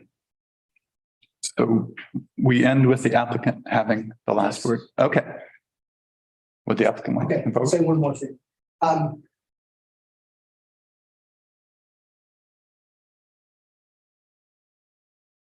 The attorney's comments about us having some ulterior motive about taking the tree down. The plans, the building permit, and the topography map with the tree shown on it, that was all submitted to the city. It's been reviewed by multiple people in the city. Apparently, nobody else caught the fact that there was a tree there. That's what I'm hearing. I caught it, brought it to their attention, asked for a tree permit. It shouldn't rest solely upon the property owner to review her own plans like that. The plans were submitted. Everybody saw it. We were all dealing with the same deck of cards. So to act surprised now seems, I mean, there's a problem in the system somewhere and it shouldn't be taken out on Jackie Bennett. We presented the city with our desire to cut that tree down or to apply for the application before the building permit was issued. What more can we do? I mean, I guess we're doing it now. And then the last thing that I'll say is, if you're walking around town, go find a tree that's 18 inches from a house. You're gonna have a hard time finding it. It really doesn't exist. That's a dangerous situation. Even if you move it 2 feet. See, when you start seeing trees close to houses, maybe you're 5 or 6 feet away from the old houses. 15 feet is the rule of thumb in construction. If you're allowing a tree of that size, that close to a construction zone, I think you're taking on some liability. And you're also creating a maintenance an ongoing maintenance issue for the owner. But if we do compromise the root system during construction, you require the tree to stay, and that tree does become unhealthy, and that tree does capsize, and that tree does have upheaval, you're putting the structure, you're putting people in jeopardy. So I think you have to consider that when you're making your decision. What are you saddling this homeowner with? Hope that you'll deny the appeal. Thank you. Thank you. Okay, with that, we will close the public testimony. We're going to an hour and a half in. We'll take a 5-minute break and we will reconvene for consideration. I'd like to get started again, please. Mickey. We've got one more gentleman trying to. Oh, okay. We'll hold on a minute. Is it Amy?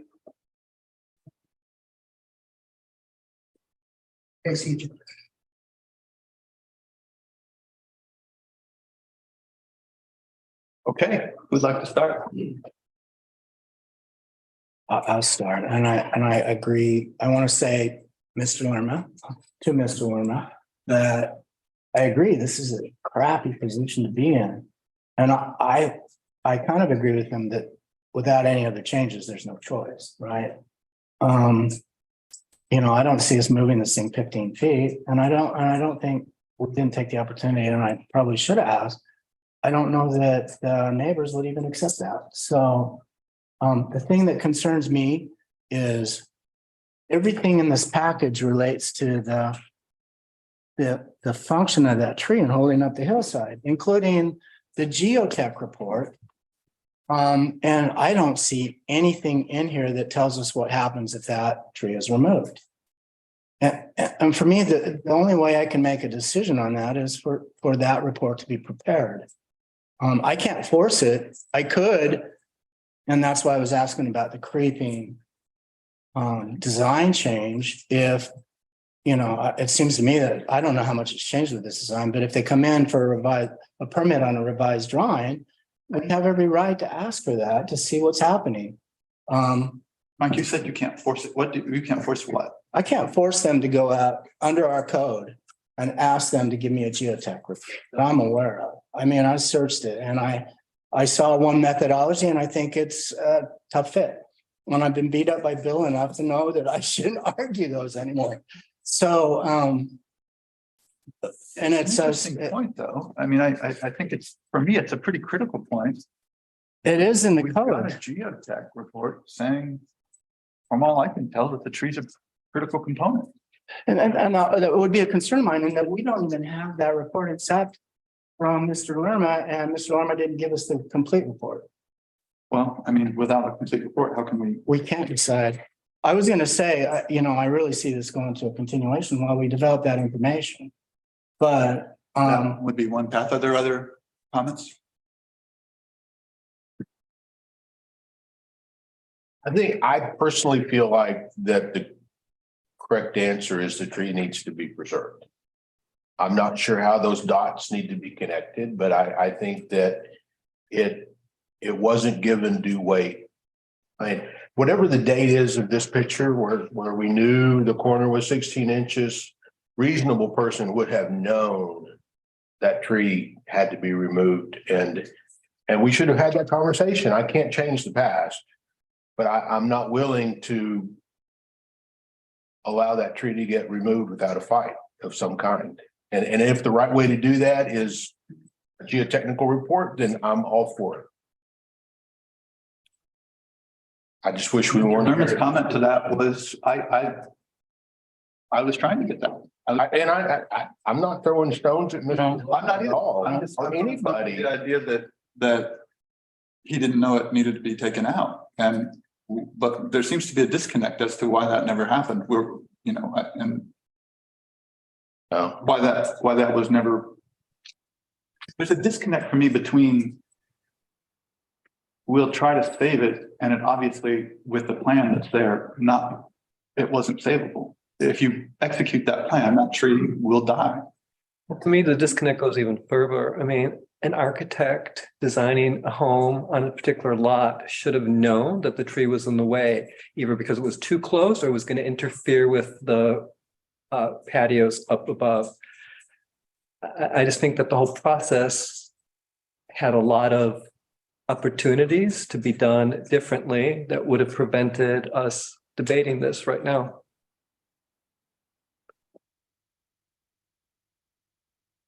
The interference on the second and third floor would have, should have, would have been apparent with the approval of the building plans, I would think.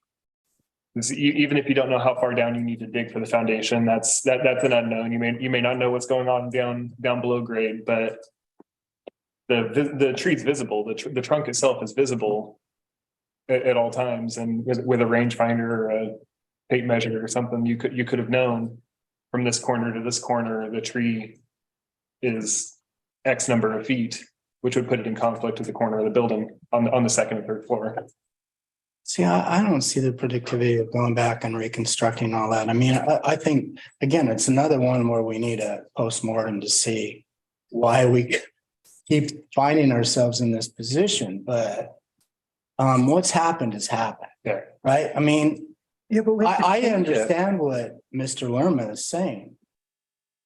His fault was not trying to deceive anybody. It was trying to get his project done. Yeah. And move it along. And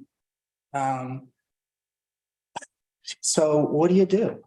I mean, you know, we have a couple options. One is we can find out what happens if you take the tree out. We should do that. Two is there might be some minor design changes that would be acceptable that would preserve the tree, but it's still going to be an issue, a maintenance issue going forward. Three, you move the dang thing, and that's not the proposal we have in front of us. Mm-hmm. So why go back and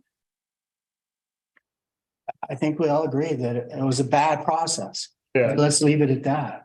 And maybe post-mortem after the fact. Well, it's a bad process, but meanwhile, we lose another tree. well, on one end, you lose another tree, and on another end, you've got a homeowner that's stuck in a bad process. And so now we're, Yeah. The reality is I see Dorian's head spinning here on, geez, if I were going to write a tree code, I might think about this situation and fix it going forward, but we don't have that code. we're here now. So I'm a little confused. I could have sworn there was talk in some of these documents about this being multiple structures, not just one home. Well, earlier, there was reference to it being developed as two lots. And somewhere it said that about something in the future of development. So the only Might have been an earlier geotech report. So the only place they could have, the only other area based on the current plans that future development for another structure would be is exactly where the tree is. So I just kind of feel like this tree was doomed from the get-go. Intentionally or not, it was doomed from the get-go. And well, as I recall, when they applied initially, I feel like there was an issue with the setback off the street and blocking views. So you're pushing the structure back to that back line. And so, yeah, there is a little bit of a challenge around that tree. On the reducing the setback in the front, that's what you're referring to with the that it eliminates existing views for other properties. Well, yeah, the property to the north, if that property sits out, You're right. it knocks off their view. Yeah. There was a piece of that. I was on the commission when that came up, and there was that challenge, as I recall, that So property. it wouldn't meet all the criteria to have done that as an option. I missed the first. Sorry, it wouldn't have met the criteria to have that as an option. To push it forward? Yeah. Well, then you'd be blocking the view. Yeah. I can't believe I'm going to say this, but I'm going to say this. I really do believe the tree is not going to survive no matter what we do. I really don't think that there clearly is not the ability to move the whole structure 15 feet. I don't believe. And without doing that, based on what we heard, I don't believe there's really any way to preserve the health of this tree. So with that in mind, and with a flawed process, and a homeowner next door saying, you know, possibly this site is compromised. My site, we've got other neighbors who may have some consequence of slippage with multiple people saying this tree is a significant anchor on that slope. I don't think we can ignore that. We can't. I think that I agree with Mike that it would be great to have an understanding of two things. One, what he suggested is how vital is the tree and the tree's system, root system to the integrity of the slope. And two, at this point, find out, is the tree actually savable? Nothing else changes, you mean? If nothing changes from today and the house isn't built? Are you saying that it's going to die anyway because the damage was what that was done to it? I'm concerned of how much damage has already been done. I thought I heard the arborist say that the tree is the Sitka's okay. He also said he hasn't been there for a while, is what I heard. He hasn't been there since the limbs have been cut off. The limbs won't kill that tree though. That is ugly, but it's not going to kill that tree. The way they were cut, it allows for wood. I can't say. It allows for disease to get to the tree much easier. Yeah, I mean, I'm not They saying can still be cut properly tomorrow. From that perspective, they can be cut to the base of the trunk. So they've been mostly cut properly. There's a few of them that were deep into the collar, but they're like and when I asked Jamie about it, that they've all been cleaned from that initial rippage with the excavator. So that portion of it has been rectified. Oh, okay. I haven't seen it recently. Yeah, the photos that are in the packet that we received today. I think Monday they cleaned it up. Yeah, there's the pruning cuts have been made. I thought you suggested that hadn't been done in accordance with standard. There was a couple of them that didn't look like. I'm not ISA certified. I don't know the deep details of it, but to me, like relatively untrained eye, it looked like a few of them were a little deeper than they should be. But I also didn't want to walk on the property, so I just stood right up the edge of the property and looked at it. To me, I mean, in the course of normal business, this would have been a tree that should have been identified as being in the way of an intended building. The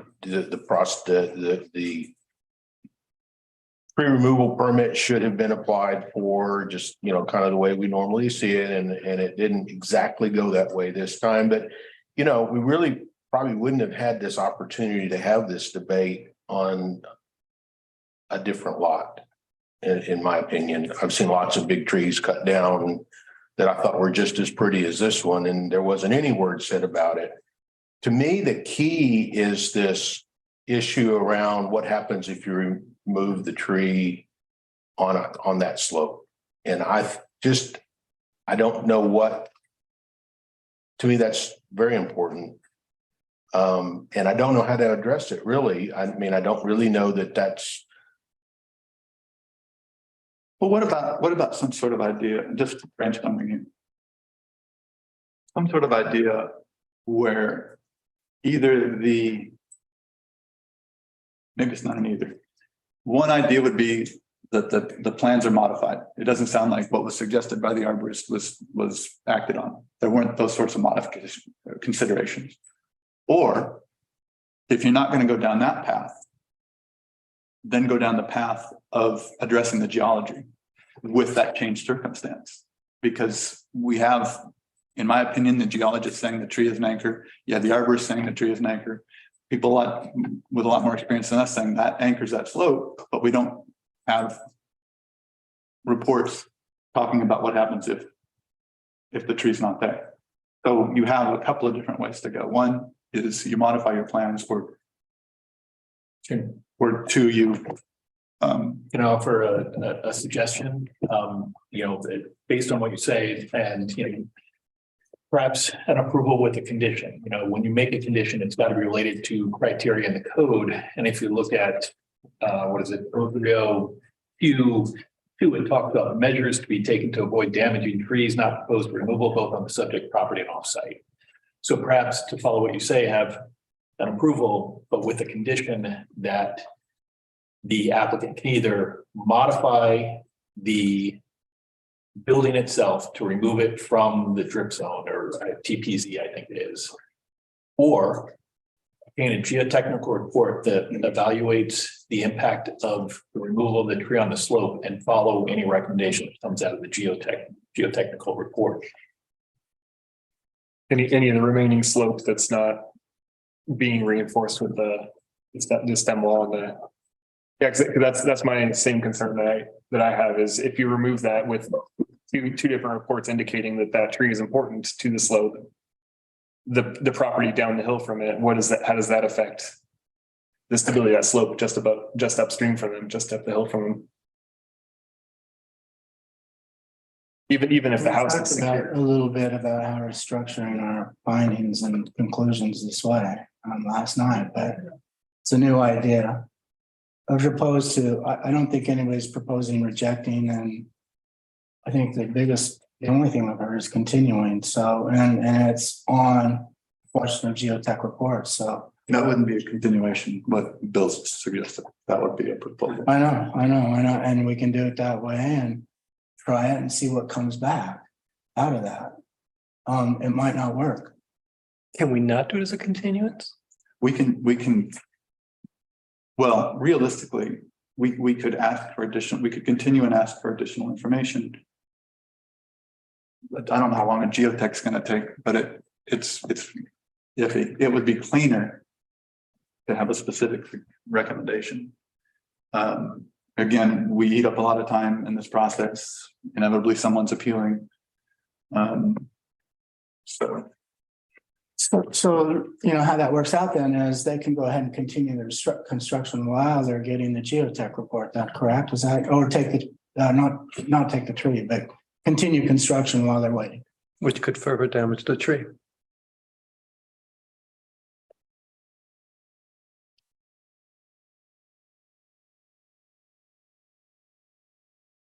Well, what if we went the other way? What if we deny? What if we deny the permit? Just kind of plan it out. We'll play it out. I don't know where you're going. I don't either exactly.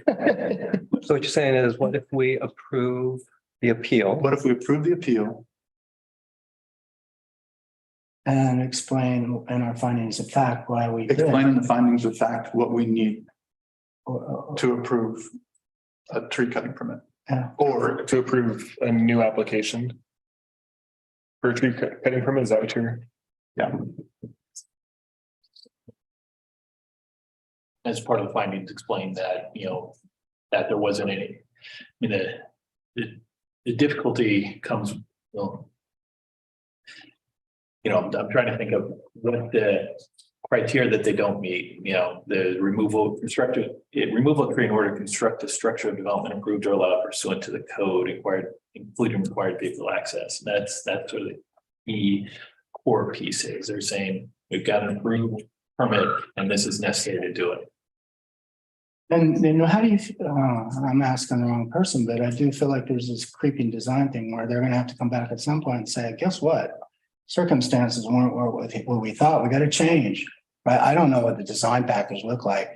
You can get any of that stuff, but wouldn't that require them put us in a position where, and to me, it seems like somebody on staff might want to evaluate that.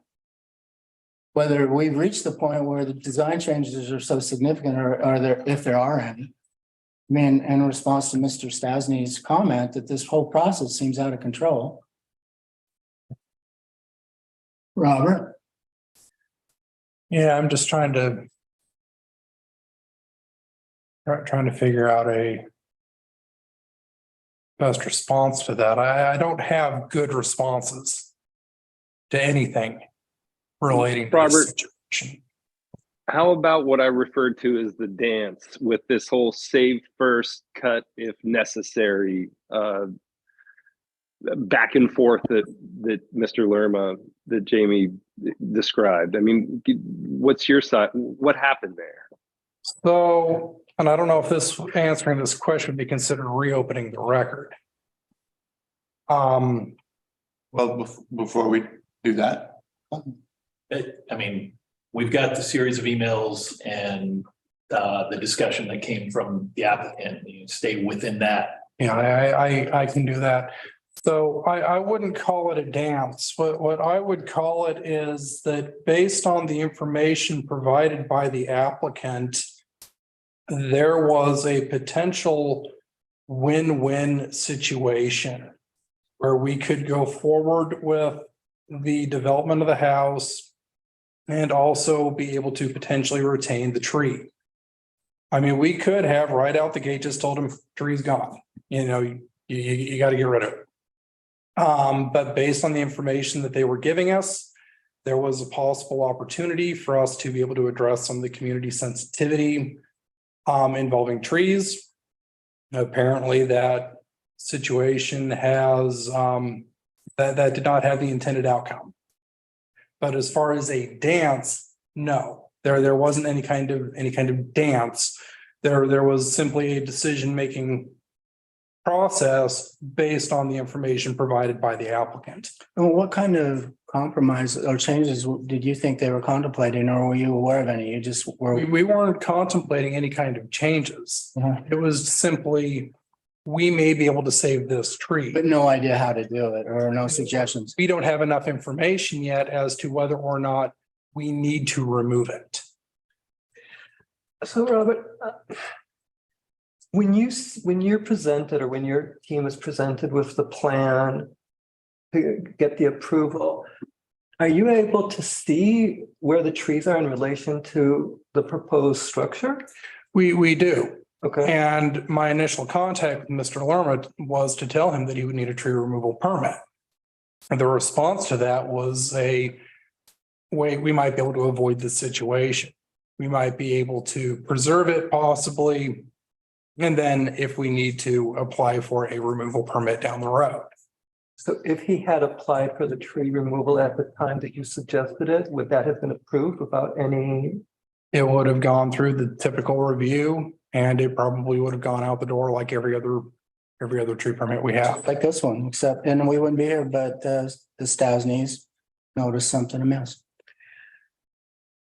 Okay, thank you. I mean, the solution is truly lies embedded in our code. Yes. And the weaknesses that are in there, I believe.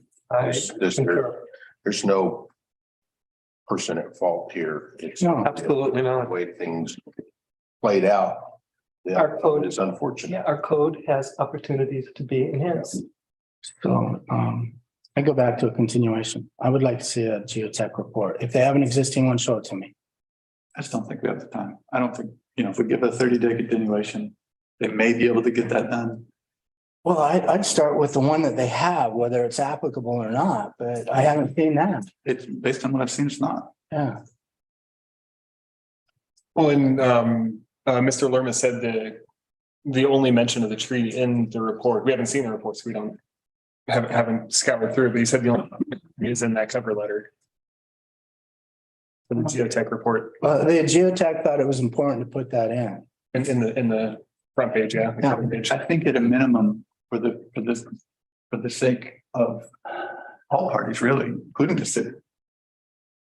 Before we say this tree can be cut, you have to have an understanding of the consequence. So then I think the only thing we can do then is say no. And have findings. Mhm. Is to say yes to the appeal. Yes, to the appeal. Yes. All I right. want to make sure we're on the right Yes, terminology. yes.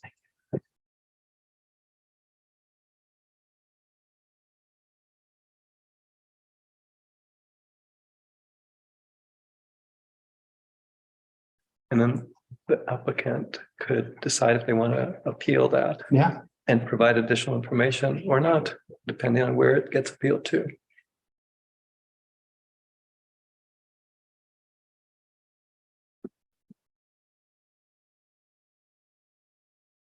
Other comments, Bill? It make the call. You know, it could be that the geotech could come in, even if they couldn't write a report, and tell you, here's what I meant. Not a problem, or it's a huge problem, you know, or you need to do this in addition to what you're doing.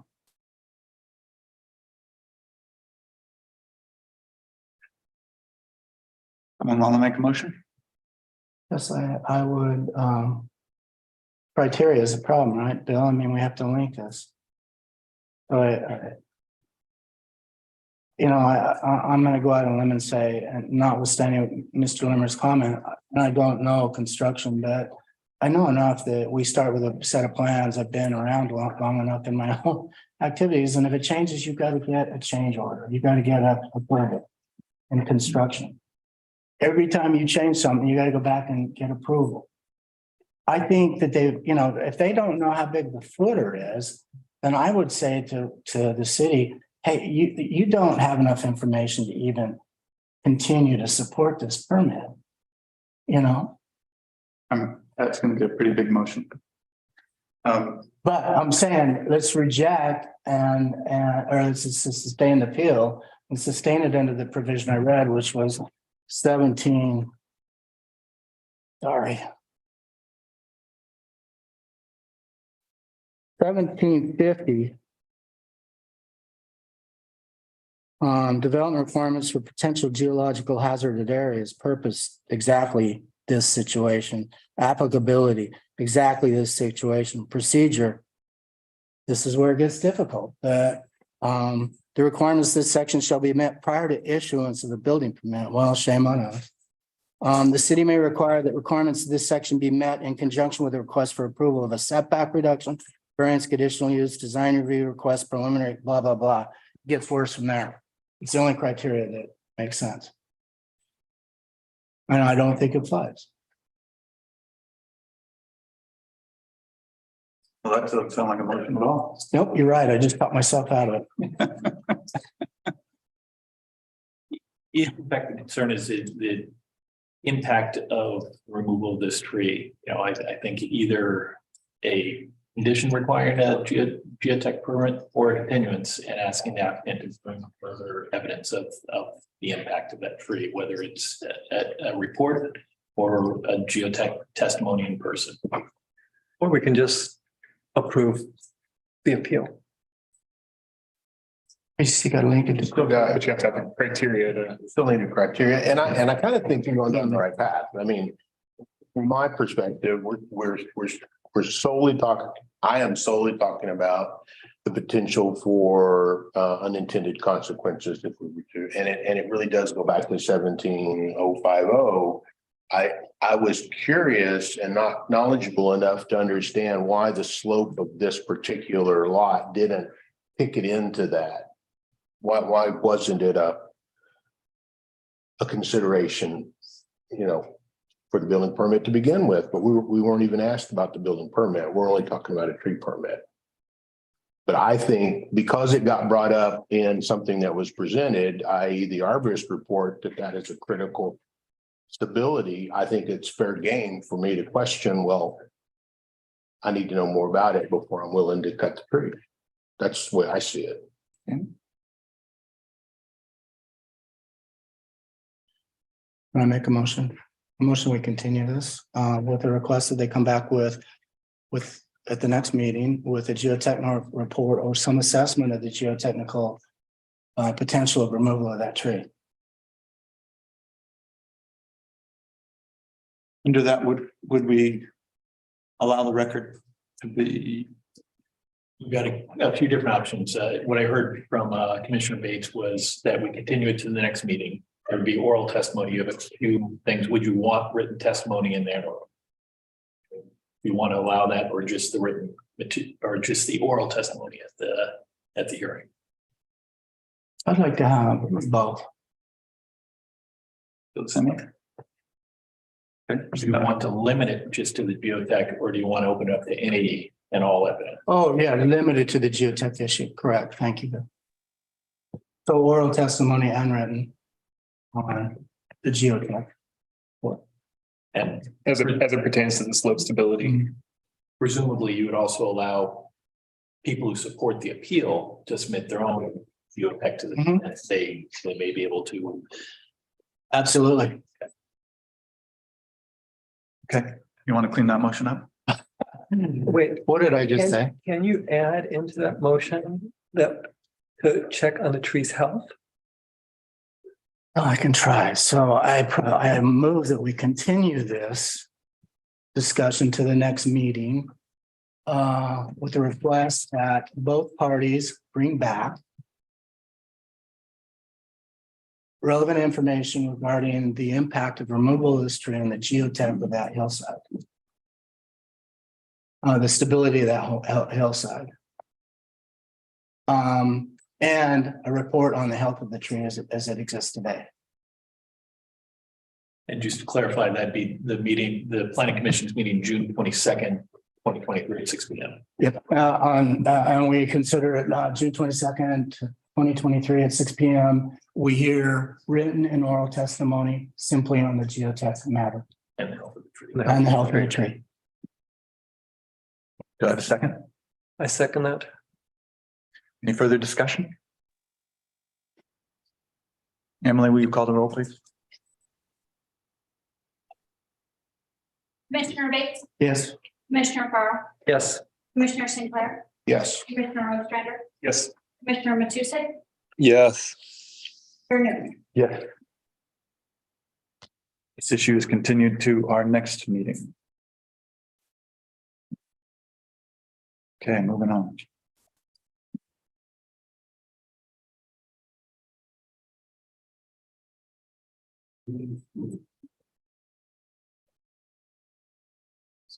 It's good to see you again. Been a while. Are you asleep? I mean. Oh, hell no, I was watching it the whole time. No, I was paying attention. Did you bring us gifts? I know, really, my far travels. Yeah. All right, our next item is also a quasi judicial hearing, public hearing and continuation of SR 23-01. Mike Morgan request on behalf of Jeff and Miriam Taylor for a setback reduction for a porch addition to allow emergency access at 1956 South Hemlock.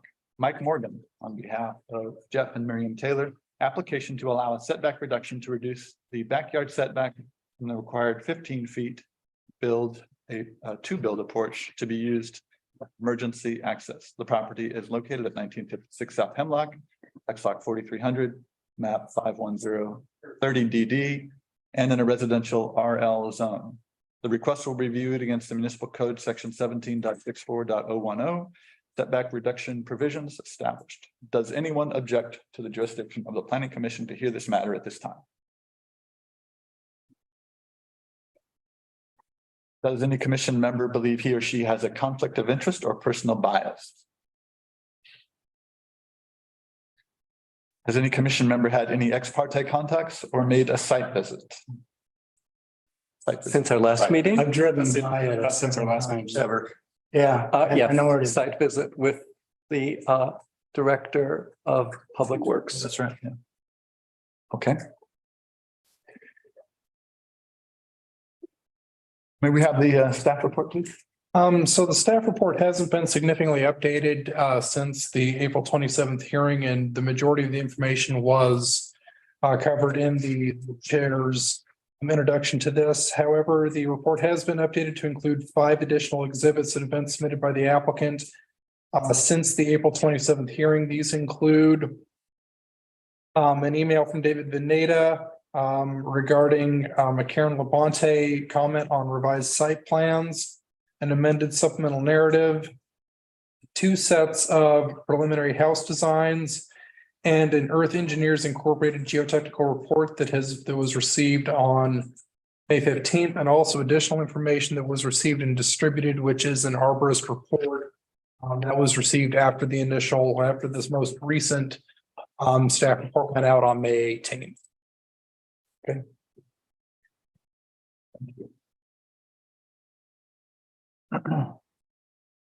The pertinent criteria to be considered are noted in the staff reports and listed in the criteria sheets on the meeting page of the city's website. Testimony, arguments, and evidence must be directed toward those criteria or other criteria in the comprehensive plan or municipal code which the person testifying believes apply to the decision.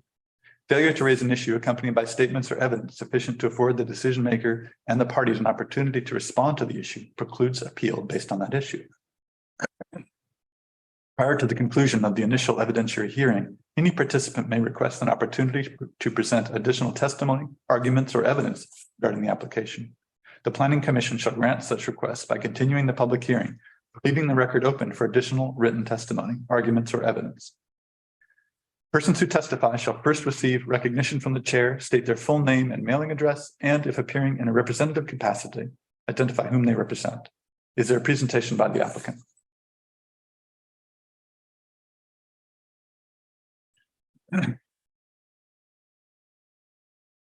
Mike Morgan, P.O. Box 132, Cannon Beach. I appreciate the letters from Public Works Director and the Fire Chief. Looks like that's most of what you were looking for. Just to reiterate why they need the setback reduction. The top floor doesn't have an exterior access, and this bump out 6.5 feet into the setback would provide that. It would also allow them to get out of the house at the Hemlock Street level and go to the coffee shop or whatever. I think it's a very, very minimal and very reasonable request. The whole thing is the reason that they're putting the house exactly where the old house was is to preserve 3 trees. So they certainly are going all out to be able to do that. The arborist report says that if you go further down the slope, you're going to damage the roots of that spruce tree. So this house will not remove any of the major spruce trees on the property. I think that's pretty much it. Again, I think it's a very reasonable request, and I hope you approve it. There's some questions. Can you clarify a couple things for a minute? So you're just talking about, when you say the extension, you're just talking about that bridge that goes over, correct? It's Bump out. Bump out. Yeah, okay. But it's merely the bridge from the house across. Right. Okay. And it lands on the existing. Right. On the existing retaining wall, which the is not going anywhere. It doesn't go beyond it doesn't go to the retaining wall. Robert, can you put that up on the? It doesn't go beyond the steps, the concrete steps that goes down. It just goes to the western retaining wall.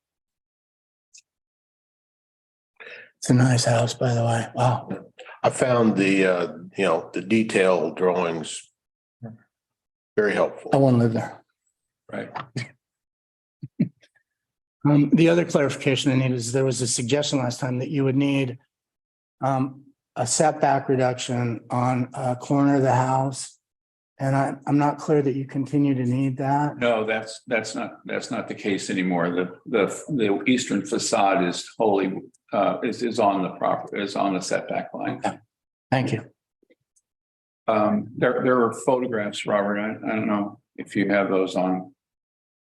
Anyway, we've talked about it enough. It's the western retaining wall, not the outer eastern retaining wall. I don't have them anywhere easy to get to. That's all right. They're in the packet. In the packet, everybody's in 87 of the packet. Okay. Any other questions?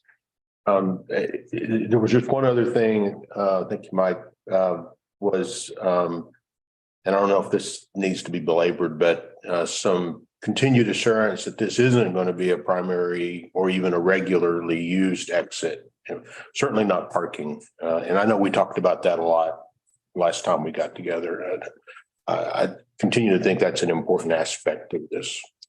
Well, I think that's something that they're going to want to work out with Karen. I don't think, this is the photo that I was hoping. Is this in the packet? It shows the Subaru. It is, yes. So that's, that Subaru is sitting on their property. So, they have plenty of parking. They have a double car garage down below. They don't want to leave their car there overnight. But if they forgot something and want to run back in or leave it there for a few minutes, then hopefully Karen will let them do that. But it's not going to be a permanent parking space, definitely.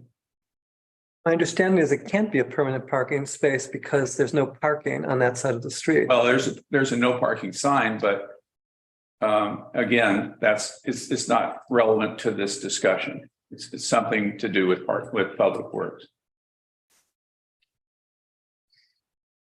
I have a question.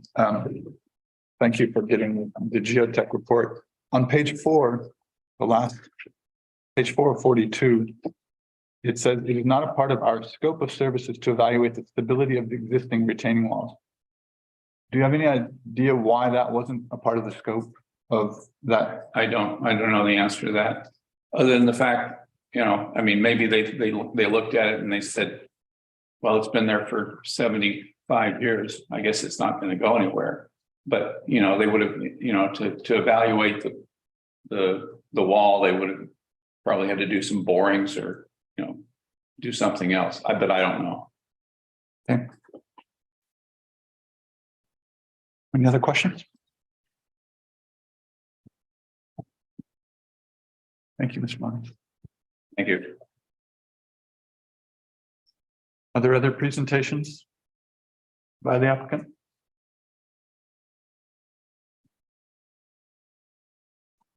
Okay. No hands up. Are there presentations by proponents? I do see the Taylor's hand up. Mr. or Mrs. or both Taylor? Yep, it's both of us. Please go ahead. In the event that the wall is something you guys want to address, we can address that before permitting if you need to. Make it a condition of that. We would obviously want to make sure that wall is stable, and we want to do what we can to make it more stable if possible. So, but if that's something we can do during permitting, because I know the going back and forth takes a little bit longer this way, but we would be willing to do that if that's something you need.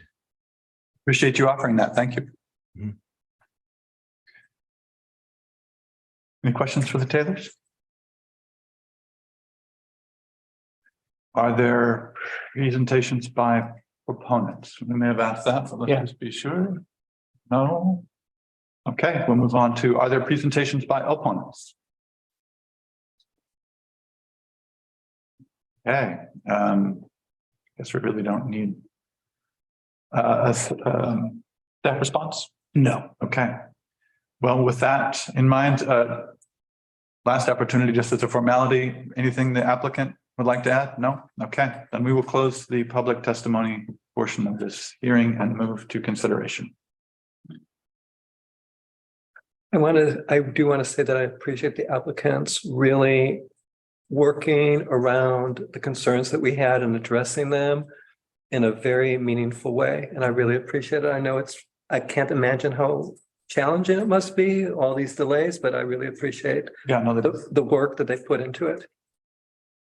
And the timeliness they were able to get us the reports prior to our meeting. Yeah. I am concerned about those retaining walls, but I appreciate Mr. Taylor's concern. They've been very, very patient. I would be okay with some sort of conditioned approval that, it sounds like they want anyway, where the geotech was a part of the approval. It's on those walls. there's a lot more weight on that hill with a larger structure, and it just seems prudent to make sure that in one of our more landslide prone areas, we're just very careful on everyone's behalf. Would you have them bring that back to us or simply have it prepared and? I think that's just a part of the approval, and that goes through the building department for their review and approval. Good enough. So. I do want to come back briefly to the parking question. So obviously, yes, this is their private property for that portion. But as I recall, there was some concern with Public Works with having vehicles parked frequently there along the road. There's some safety issues on South Hemlock. So it seems to me that when we approve a new entrance right there, it is going to increase vehicle parking time in that space. And so I still feel like I would like to see some kind of condition based on the fact that, yes, now there will be a lot of entrance and egress at this point that there would not be had that setback reduction not been granted, that we make sure there isn't extensive parking in that space. Well, isn't the existing house, isn't that the only entrance right now? It's down below. So the entrance that's from Hemlock is not the primary entrance currently? Right. Okay, because it is an entrance. It is, but it's not their front door. Okay. So it's a side entrance. Right. It's So a side this entrance, is, this is in having the possibility to come and go at that level, that is going to increase the chances that someone's going to decide to park there for a while. So it seems reasonable to say, let's make sure that there isn't parking there, even though it's not in the city right of way that we're talking about. We're talking about their private property, but it does create a safety issue. But the fact that it's zoned, I believe, as no parking should alleviate that, no? That's only for the right of way. That's not on their personal property.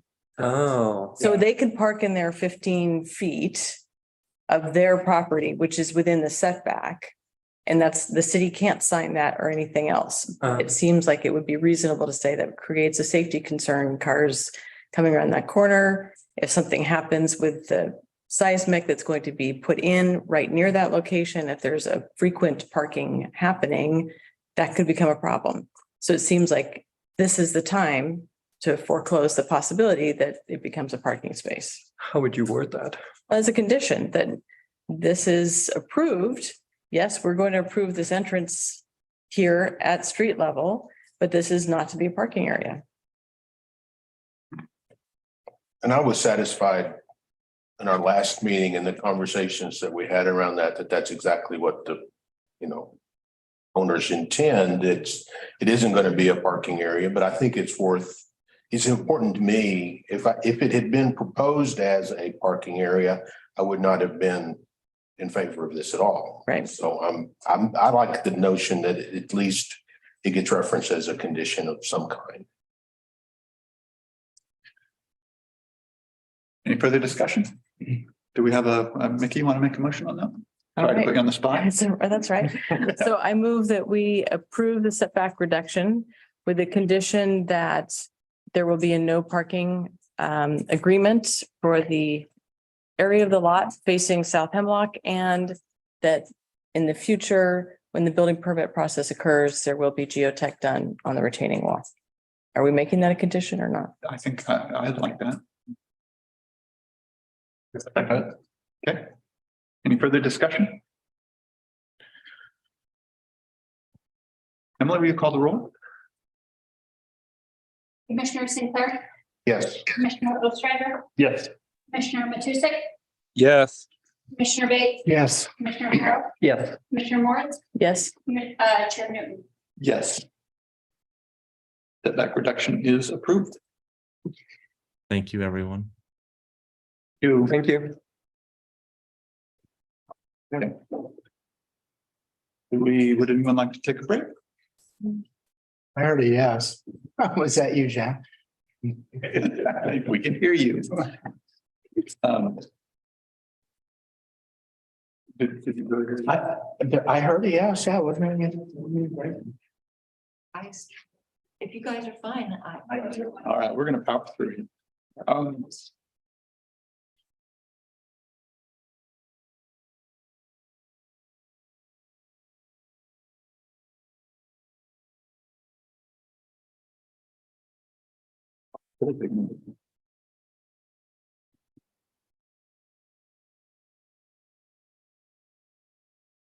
Okay, we're moving to another quasi judicial meeting. Public hearing and consideration of SR 23-05 and VAC 23-01, CETA request on behalf of the city of Cannon Beach for a setback reduction and street vacation in conjunction with the Cannon Beach Elementary School rejuvenation project at 268 Beaver Street. SR 23-05 and vacation 23-01, CETA request on behalf of the city of Cannon Beach for setback reduction and street vacation for the purpose of reducing the required setback in order to construct a covered entrance canopy and provide space for required off-street parking. The property is located at 268 Beaver Avenue, tax lot 4,000, 4,100, 4,101, 4,200, and 4,301, map 51020B in an institutional IN zone. The request will be reviewed under the municipal code section 17.64.010 setback reduction and section 12.32 street and alley vacation provisions established. Does anyone object to the jurisdiction of the Planning Commission to hear this matter at this time? Does any commission member believe he or she has a conflict of interest or personal bias? Has any commission member had any ex parte contacts or made a site visit? I believe I had an ex parte contact with the fire chief. When I was reading through this, I saw the emergency access clause, and so I asked the fire chief if he had seen the application, and he said he had not. And that I believe that weighs on the way I feel about the case because of that. So I feel like your conscience should be clear. Anyone else? Site visit. Site visit. Site visit. Site visit. Great. Okay, may we have the staff report? Yes. CETA on behalf of the city of Cannon Beach is seeking a setback reduction of the front portion of the property facing Beaver Street and a vacation of a portion of the Beaver Street right of way. The purpose of the setback reduction is to accommodate planned pedestrian improvements and amenities for the former elementary school's adaptive reuse project. The vacation proposal is intended to remedy issues relating to pedestrian access and provide a location for off-street parking to be provided at the property. The former elementary school building is a pre-existing non-conforming structure which is built out to the property's southern boundary line. Planned pedestrian improvements included new and wider sidewalks along the north side of Beaver Street and an entry pavilion that will be located along the front of the gym and a planned addition that will connect the gym to the classroom building. A change in the setback requirements will also increase the amount of space between the building's entrance and sidewalks and vehicle traffic on Beaver Street. The vacation will provide a location where off-street parking requirements can be met without necessitating significant alterations to the site plan or using space north of the structures to provide parking. In January 2023, the commission approved an off-street parking variance, which reduced the number of required off-street parking stalls from 31 to 7. During that public hearing, the commission heard that the applicant's intention to place angled parking along Beaver Street in conjunction with modification to that street's right of way. The applicant's plan, shown on exhibits A5, show 7 angled parking spaces adjacent to Beaver Street, with 2 of those spaces being ADA accessible. These applications were introduced to the Planning Commission during its April 2023 meeting. However, at the request of the applicant, it was removed from the agenda and moved to a May hearing in order to allow the applicant an opportunity to revise the proposals in response to comments received by the owner of 379 and 381 Spruce Street. The original proposal to convert Beaver and Antler Streets to a one-way configuration has been replaced with a new configuration that retains a two-way traffic pattern. Then moving into the applicable criteria for chapter 17-36040, the institutional zoning district standards.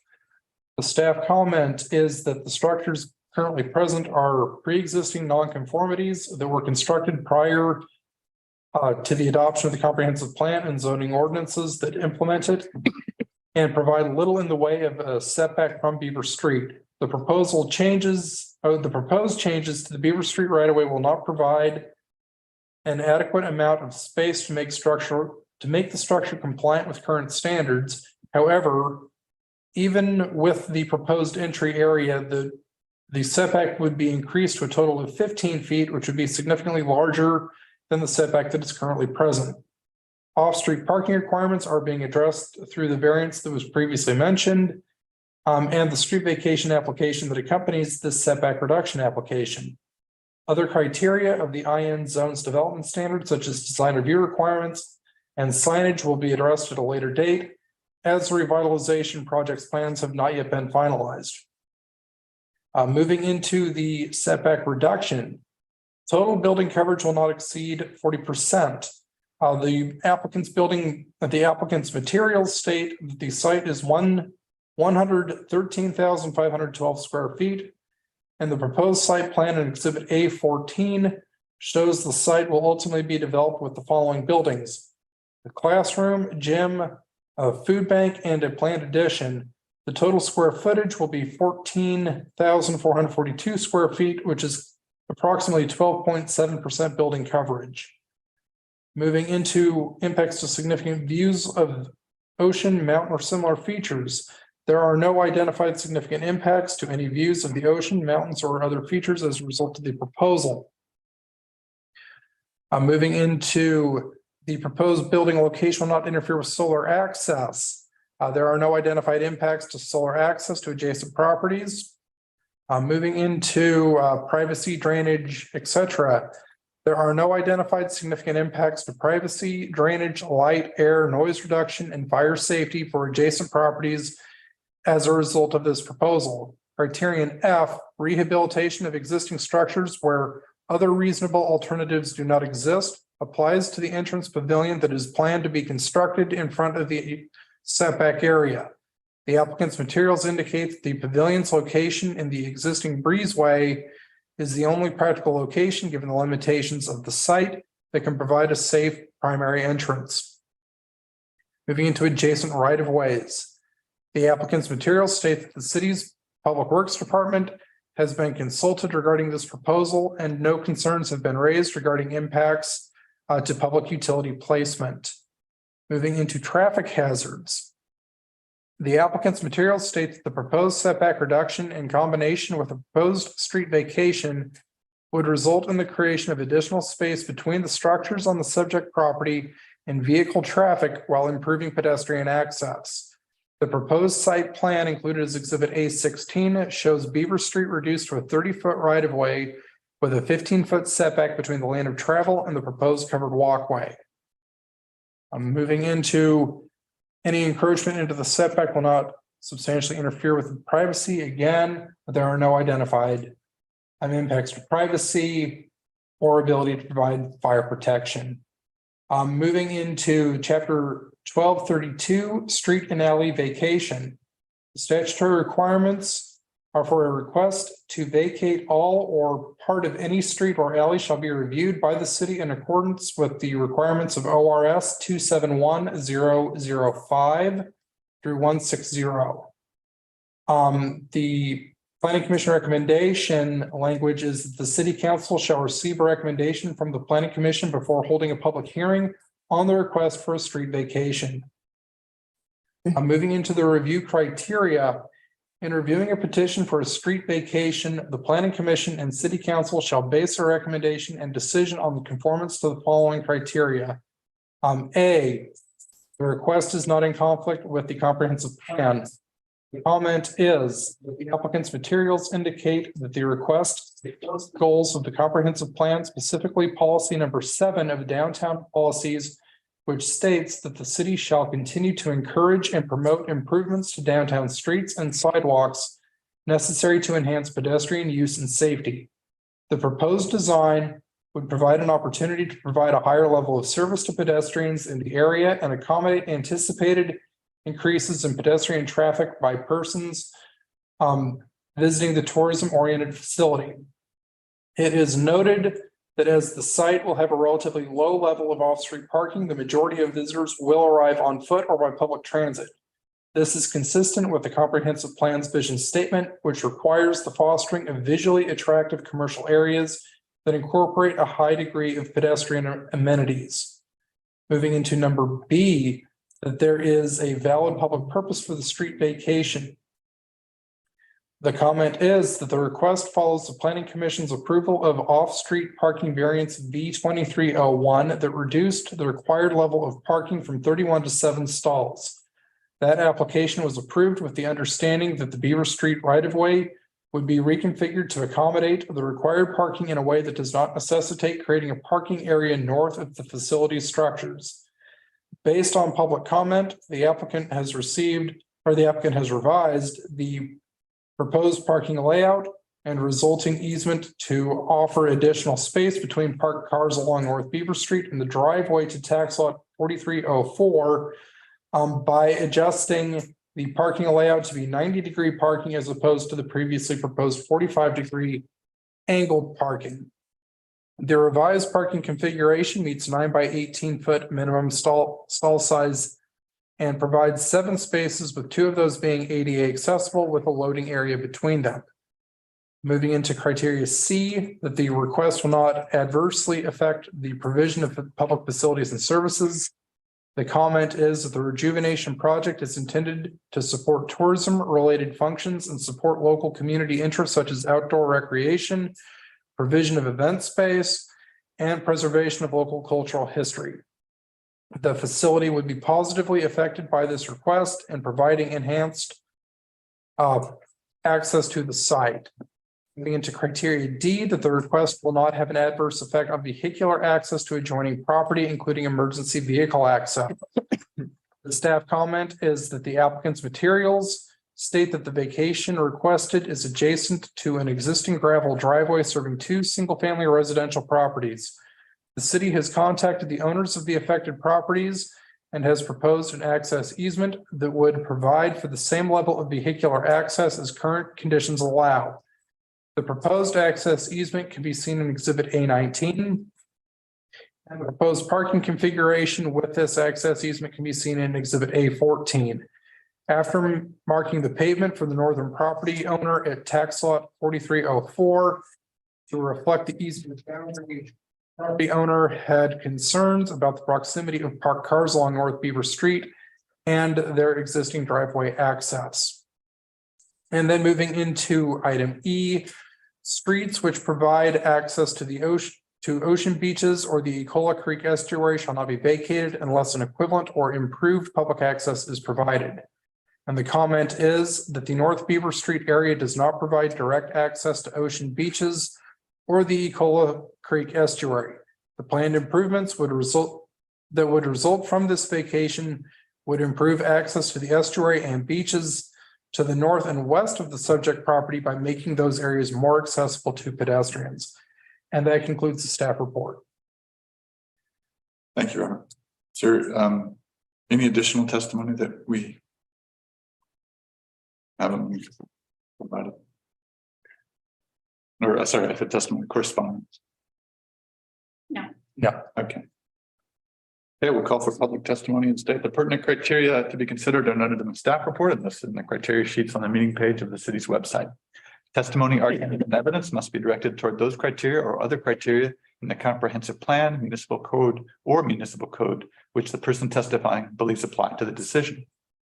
Failure to raise an issue accompanied by statements or evidence sufficient to afford the decision maker and parties an opportunity to respond to the issue precludes appeal based on that issue. Prior to the conclusion of the initial evidentiary hearing, any participant may request an opportunity to present additional testimony, arguments, or evidence regarding the application.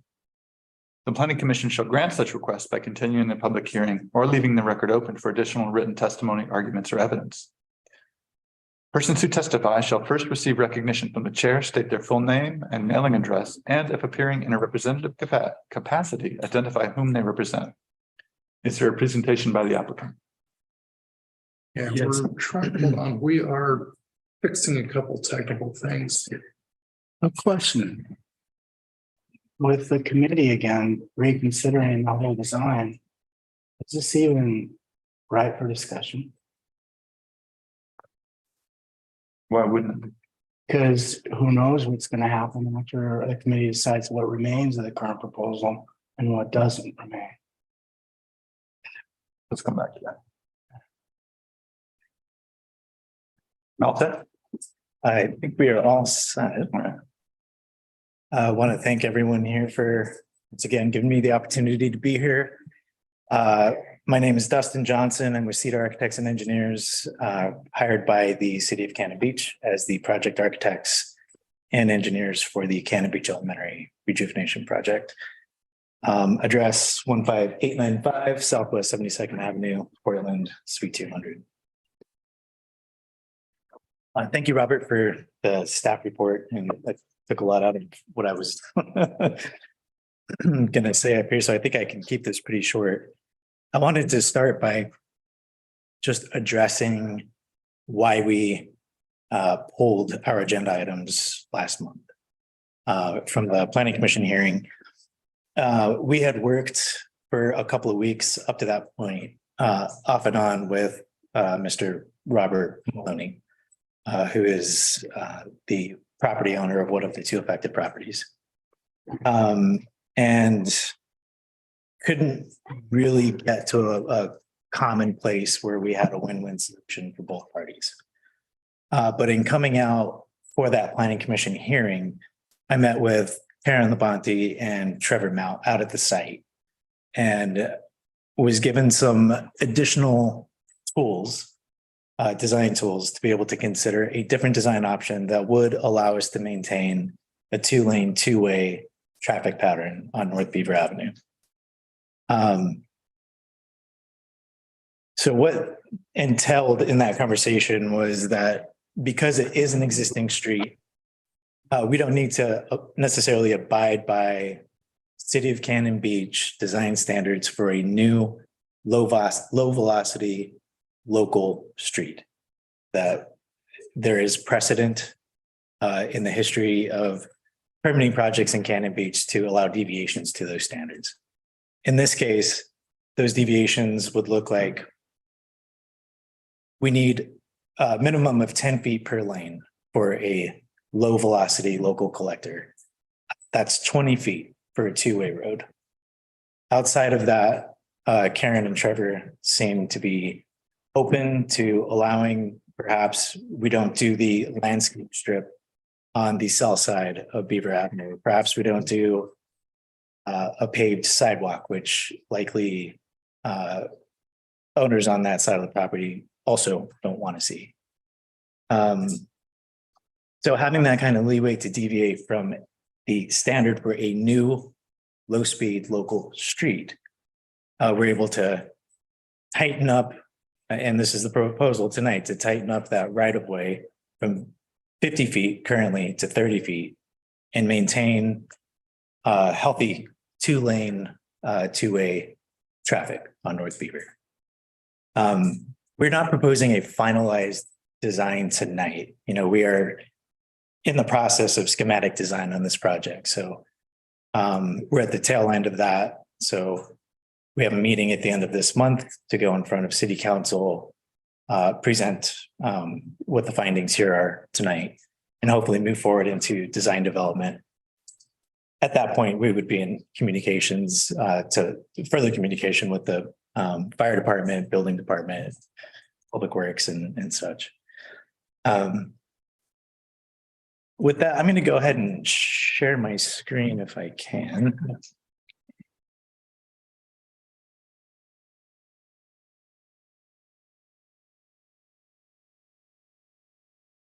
Okay, so this is the figure for you guys.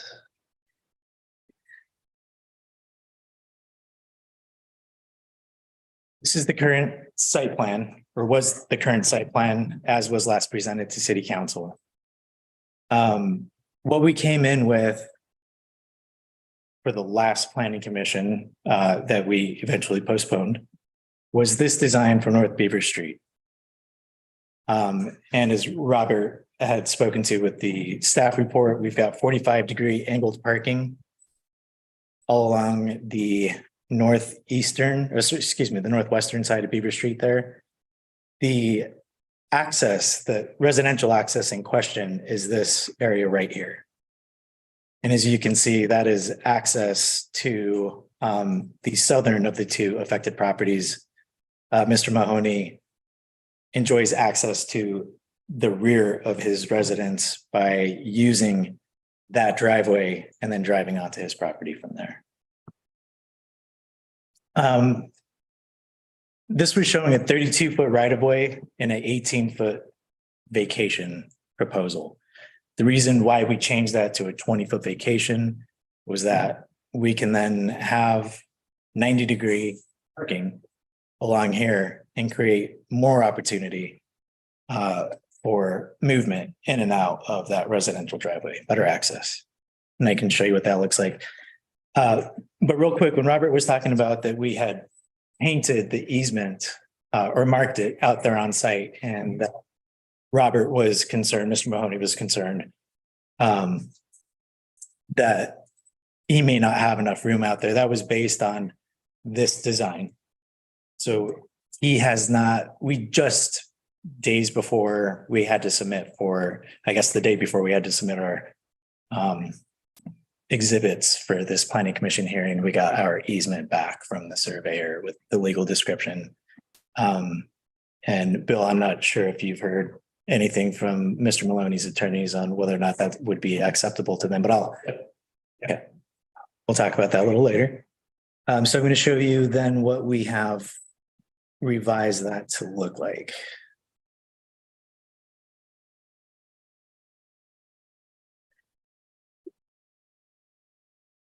Okay. Y'all see that? Okay. So now we have the same amount of parking. Again, we've taken an additional, proposing taking an additional 2 feet of North Beaver, leaving 30 feet of right of way, minimum of 20 of which would need to be paved for 2-lane, 2-way travel. And almost doubled the amount of maneuverability onto those residential properties through the existing driveway off of Beaver. I prepared a couple other exhibits in relation to this vacation request. I don't know if I'm allowed to show those if they're not in your packet, but they're just dimensional. I'm going to show you existing conditions and why we're proposing this vacation. In looking at this exhibit before I splash those up, this site plan design and where we have the entry, this is a culmination of a very lengthy community outreach process, a very transparent process. We've worked literally hundreds of hours with the tribal members of the Clatsop Island tribe. We've proposed, I think, primarily three different locations for a main entrance. The reason why the main entrance is here, there's multiple reasons. There is a tribal relevance to having this be at this location where that breezeway used to be. But beyond that, how the city wants to be able to use these buildings and for them to function, we say it in every meeting, versatility is the key. So this thing has to be as versatile as possible. We don't yet know the specific events that this place is going to have. Those haven't been scheduled. It's going to be evolving. It's going to be kind of a living program, if you will. It's going to change over time. We know we're going to have a kitchen in here. We know we're going to be able to have a catering kitchen serving food. It needs to be able to service food and being taken to the classroom building or remain in the gym building and without going outside, right, with your cooked food. But also you might have times where somebody wants to lease the gym building for a speech or a gala. And at that same time, you may have others that want to be leasing the classroom building for a workshop, an art exhibit, something else. So having that main entry point of the facility to be a connection point between those two functions is significant. So, and on the opposite side of that, if you have someone who wants to rent the entire thing, then you've got, as I was alluding to, a kitchen, bathrooms, everything that is all tied together interior to the entire building. You're basically creating a single building out of two that can function as a single building or as multiple buildings. Again, versatility being key. I mentioned we presented other main entry options. Ultimately, this is where the public support was for the main entry, and this is where city council had voted for it to be. So the reason for the vacation request, this existing gym building is 30 feet high at its apex and located just 5 feet off of the existing property line. We have a 25-foot setback requirement, so the building as it sits with the property line where it's at, we're encroaching about 20 feet into that setback requirement. But more importantly,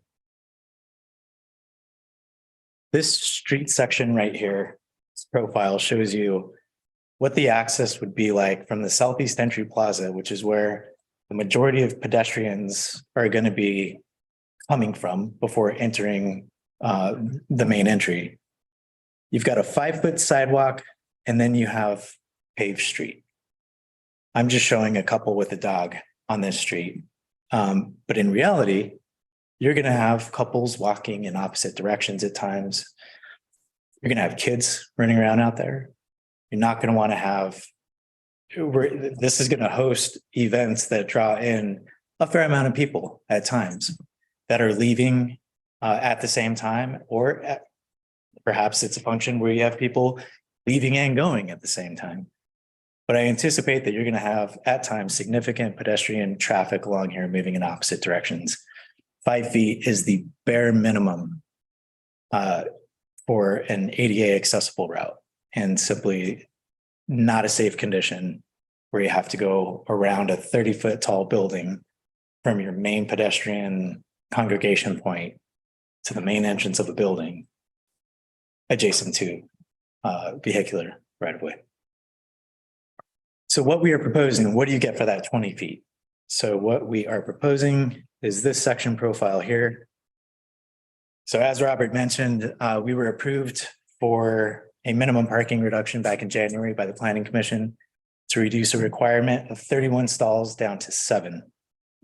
What this does with the 20-foot proposed vacation, it would function very much as part of that public right-of-way portions of it that you would normally find. So we talked about in that reducing the 50 feet down to 30 feet. Now it's mostly going to be vehicular way. We're not getting rid of pedestrian circulation. We're increasing it, but we're doing that on city's private property proposing. So here, instead of a 5-foot sidewalk, you have a 15-foot sidewalk. You have a 10-foot loading zone and unloading zone for public transit.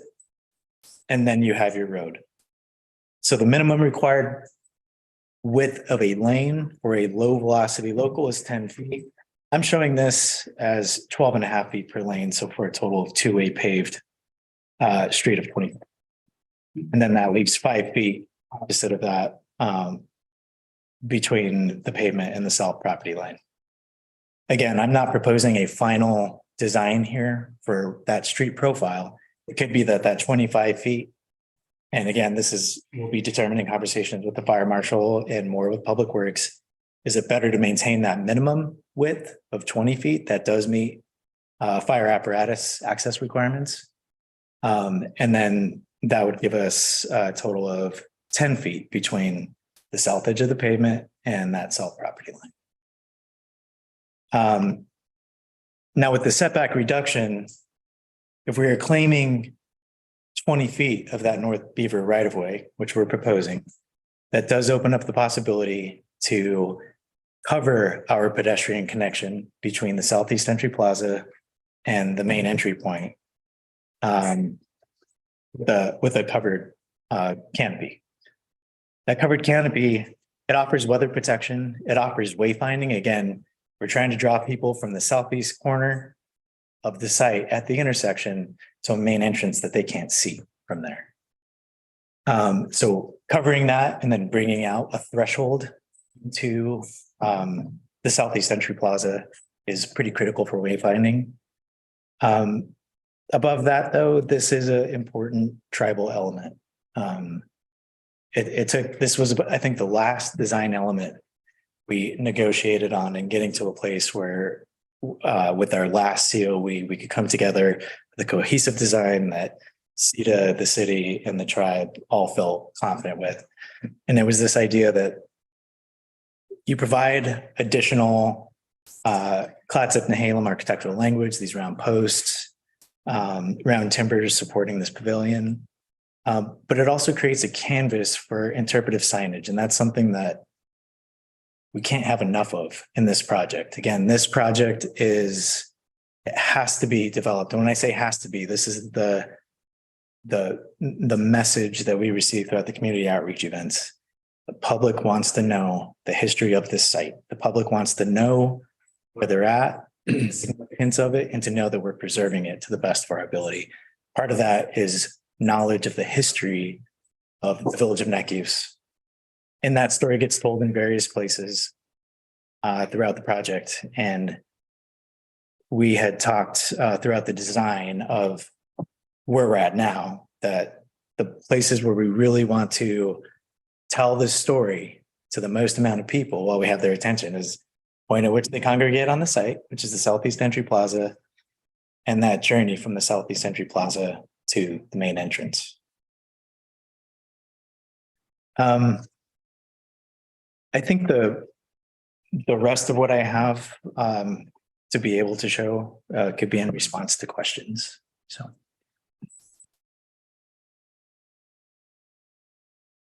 I have a question. I don't know how to phrase this correctly, so I apologize in advance if I offend anyone in any way, shape, or form. It's my understanding that the state of Oregon has passed a law about the ability to camp on sidewalks if sidewalks are a certain width on each side. A sidewalk that's 15 feet wide, it seems to me, would open us up to having people legally able to camp on that sidewalk. Is that correct? So I should have said before I started speaking, I also have Jennifer Beatty, our president, virtually, as well as Kelly Douglas, who works with me at CETA, physically present. But Jennifer, are you aware of if that's a statewide interpretation? I'm not privy to that. I have not heard that either. And I might be able to help out. There's a whole bunch of different laws that have been proposed, some that have passed, some have, as I understand it, the current rule is that to the extent the city, a city does not have a shelter available, they've got to make space available for camping. You can't make sleeping illegal, essentially. Typically, a lot of cities have right of way as one of the only available places. However, it is clear that under 3414, House Bill 3414, which has been passed, you can adopt reasonable time, place, and manner restrictions on camping. And cities have used that authority to say, this area, we're not going to allow camping, whether it is parks, certain areas near schools, say, or other things. So I'm not aware of a law that says any sidewalk anywhere must be available for camping. As I understand the current state of Oregon law about camping, the city would be able to prohibit camping for a stretch so long as there is sufficient area elsewhere, either in shelters or elsewhere in the city on public property for a camping to occur. And our city did pass a camping ordinance about 6 months ago, maybe 8 months. It's pretty recent. So it's on the books and you can look it up. Right, but if I understood that ordinance that was passed, it has to do with the width of the sidewalk in turn as it relates to sidewalks only. This sidewalk would be much wider than our traditional sidewalks. So how is that ordinance going to apply to a much wider sidewalk? But this isn't a street sidewalk. This is an entryway in a building. This is not a sidewalk. This is part of the entry plaza. I don't think this is, because this isn't like, here's the street right of way. Here's the sidewalk that the applicant built in order to fulfill the requirements for the building. Chris, do you want to?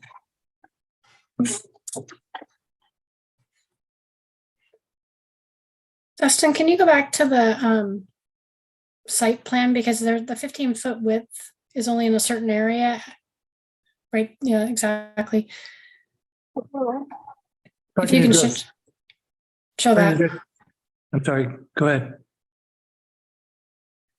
Yeah, so the 15 feet is where we took that section cut. I'm gonna draw a line right here, is approximately here. So you have portions of the sidewalk that are 15 feet, some are larger than 15 feet, right in front of the entrance at the west end of where this bus pullout is. But this is, we consider this entire piece here from the southeast entry plaza to the entrance into the building to be plaza space. Directly adjacent to that plaza space, you get back to your 5-foot sidewalk. Which right now really is only serving the school. That sidewalk does not continue on adjacent properties. And if I can, the action that was taken by the city, by saying that there will be certain areas that people can camp, you can also say that these are areas you cannot camp. And one of those is we said there's no camping in our parks, and this would become part of our park system. Great, that answers my. Oh, but it was a good question. Yeah, thank you. We did bring up that, you know, we're adding a lot of outdoor covered space in these wider sidewalks and this was a design consideration that was discussed. Other questions? I have one. Dustin, could you go back to the cross section that you showed us? I really appreciated that. Yeah, that one. I've struggled trying to understand what are we leaving for parking to the people who are on the south side of Beaver Street? Are we going to have an impact to them similar to Mr. Maloney, you know, his egress problem? I just can't tell. Are we going to impact them? Because I haven't heard any feedback from any of those. There's only a couple of houses there maybe, but there's a couple of houses. I haven't heard any feedback from them at all that I know of. And you've got a couple of businesses there coming off of or onto Beaver Street. And not that first business, but the second business, the 2-story structure right there. They do have 90 degree parking that's on their property, but directly connected to the street. Same thing that we're proposing for Cannon Beach. Impacted? Not at all. Okay. Got that. Now, do we want people to be able to parallel park? There's not a lot of space on the south side of that street because of those residences, the businesses, that parking lot that I talked about that has the 90 degree parking right off the street. That entire thing is a curb cut. So obviously there's no parallel parking there. And then you have a couple residences with driveways. So you're really limited. I walked the site with Bruce for our last planning commission hearing that we pulled. So last month, and I estimated maybe 3 cars there. And depending on how we do this, if we want, for some reason, let's say we wanted the planning department or the fire department wanted 15-foot lanes, then the whole thing would be paved up to that 30-foot right of way. And then you would have no room, very little room for parking. Parallel park. But conversely, we can still meet code by trimming that down to a total of 20 feet. So 2 10-foot lanes. 10 feet is plenty of space for parallel parking. But again, what do you gain? It's 3 parallel stalls. No, and that sounds reasonable. I just didn't want to see us come up again and then have, an affected nearby owner say, well, I have a concern. Anyway. Sure. The way we're doing this, pretty much the parking that's there stays there. Yeah. And I think that's very reasonable. I just couldn't tell. Sure. That's why I love this cross section. It's real. Yeah, the cross section here, it's a little bit misleading because there's a lot of space to the left of the leftmost car. That is that parking area that we talked about. So you can envision a car and elevation, the side of it being right there. Thank you. I would say that, it's kind of hard to keep my mouth shut during some of the other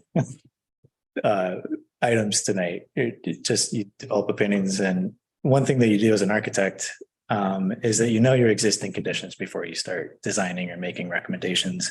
Here, there is a concern I have that we need to address with the design if this all is granted, and that is that the westernmost house, pull it up here. This house right here, you can see how much further it sticks out than the adjacent house. And they do need to be considered with where that southernmost edge of pavement is. They don't want to walk right off their property line into a street. So we need to be cognizant of that. We can get there with, again, we can go as low as 10-foot paved lanes, and that would leave, ample space, as we said, for parallel parking, or that could turn into, a sidewalk and landscaping. I don't think that's where the public work, Karen and Trevor were headed, but possibilities. I had a question about the low velocity, low flow, for the type of road, the feeder road, or the, whatever I can't remember the name of the road. Beaver. Yeah. Yeah. For Beaver, with the change of occupancy type at the, structure, changing it over to an event center that's anticipated to have large events, medium events, whatever level events are going to be there. Does that affect the category of the road that would change the minimum requirements for the size of the lanes for accessibility for all of that, considering it has the anticipation of large numbers of vehicles traveling through, probably dropping people off, because not likely people are going to walk that far. No, and there at this point in the design, there's still a lot to consider about, okay, how are we going to accommodate, larger events with having 7 parking spaces, and we have to have a public transit system that is effectively using this pullout area. What would drive this to a higher classification road is the number of trips, not necessarily the change in use, but the number of trips to the site. So if you can do things like provide ample public transit, that starts to take back that number of trips and reduce it. Being a school previously, that is a pretty significant draw for trips. And it's not any more or less significant than what's being proposed now. The difference being that you have pickup time and you have drop off time with the school, and you don't have a lot of leeway around that. So you end up having to accommodate for a higher number of AM peak hour trips and PM peak hour trips than what we're anticipating here. So we haven't done a full traffic study, but again, as part of our due diligence, we are looking at the ITE, the traffic engineering books for anticipated trips to the site, and we're not seeing an increase due to this occupancy. Okay, but it'll be a 1/3 decrease in the width of the road, or I guess it's a 2/3 decrease. Oh, and how does that? Yeah, the width of the available space, and in terms for the emergency response that was noted for why the other one was pulled. That was my biggest concern, is if making sure that was satisfied, that the emergency response was still going to be able to, the accessibility to those the western properties, especially during events. Yeah. When you have a high volume of people coming in, dropping off, picking up. Absolutely. So part of the land use process, or even submittal for a land use process, is going to be that we'll need to provide a letter from the fire marshal that he's reviewed and that agrees with the design for the purpose of being able to access the property in the event of an emergency. But the other thing too is a traffic impact analysis. So typically what we see is an initial letter that says, here's what we anticipate. And then if the city agrees with the analysis and that number is some threshold higher than baseline than what's existing, then the city can say, okay, well, we're going to require a full traffic impact analysis as part of this review. And then it gets reviewed at that time with the remainder of the land use package. Okay. And does that typically come after the street vacation request is approved, or is that something that we should anticipate coming prior to seeing that adjustment to the lot lines? In specific to Cannon Beach, I would defer to Bill into that, but I think So you typically don't see it, and you would see the traffic impact when the use isn't analyzed. This is about the vacation and whether the street can be vacated. To the extent the use comes in and the vacation has removed so much width that you can't provide an adequate street, they require dedication. I think, what I've heard Dustin say, they've done enough due diligence that they have a pretty good feel that that's not where it's going to end up. Okay. But yeah, if in fact there is a requirement for a wider street, it would be at the use analysis. Okay.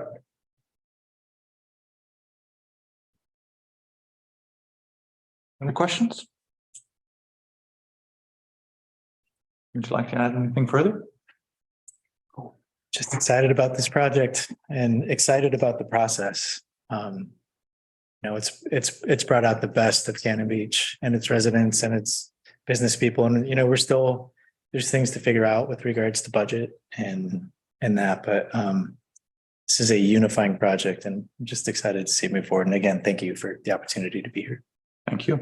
Actually, I had one more question. It was partially staff report question, partially for you. You indicated that the property owner, Maloney, I believe, to the west, has not seen the currents of the staff report saying that they had concerns. That was just ported over from the previous application. And the applicant, as I understand, the property owner's attorney is on the line to provide. Yes, okay, all right. The applicant is a part, I'm sorry, not the applicant, that property owner is a party of record. So when we released the staff report on the 18th, he was included, his attorney was included.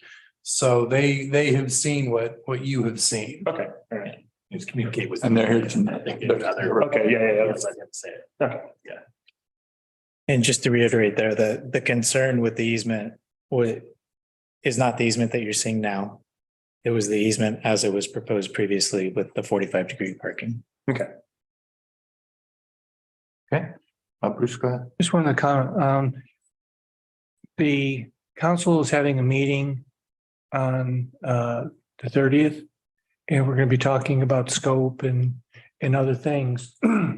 And don't know if that would be a concern as to whether or not there could be substantive changes in what the council finally decides on. And while that's possible, front edge of the gym and going down to where the entrance is by the classrooms, that's still going to be the biggest collection point of people. And so that's not going to change that much. And so I don't see saying, well, we'll go ahead and we'll have, make the road wider, but have less people coming and all that. I think that we're still going to be in that same distance and trying to go ahead and protect that space from other vehicles. But don't know until they're finally done, but I can't imagine that we would be taking down buildings as a result of the any cost saving measures. Okay. Are there other presentations by the applicant? None. Are there presentations by proponents? Are there presentations by opponents? Did I hear someone? Yeah, I think the Mr. Maloney's attorney is on with us. Can you reduce the screen? I can't. Oh, if I could. Name is Kleinman. Looks like Mr. Kleinman, you're recognized. Please go ahead. Thank you very much. I thought I had my camera on, but I guess not. I'm sorry. Anyway, this is Jeff Kleinman, 1207 Southwest 6th Avenue, Portland.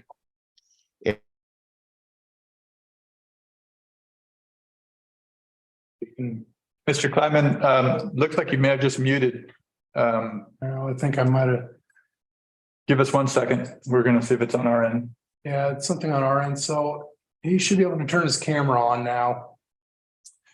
I don't know if you heard that or not, Mr. Kleinman. Can you turn on your camera? And okay, I can hear you. Yep. Sounds like a bad TV commercial.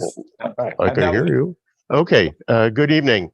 Again, evening. Jeff Kleinman, 1207 Southwest 6th Avenue, Portland 97204.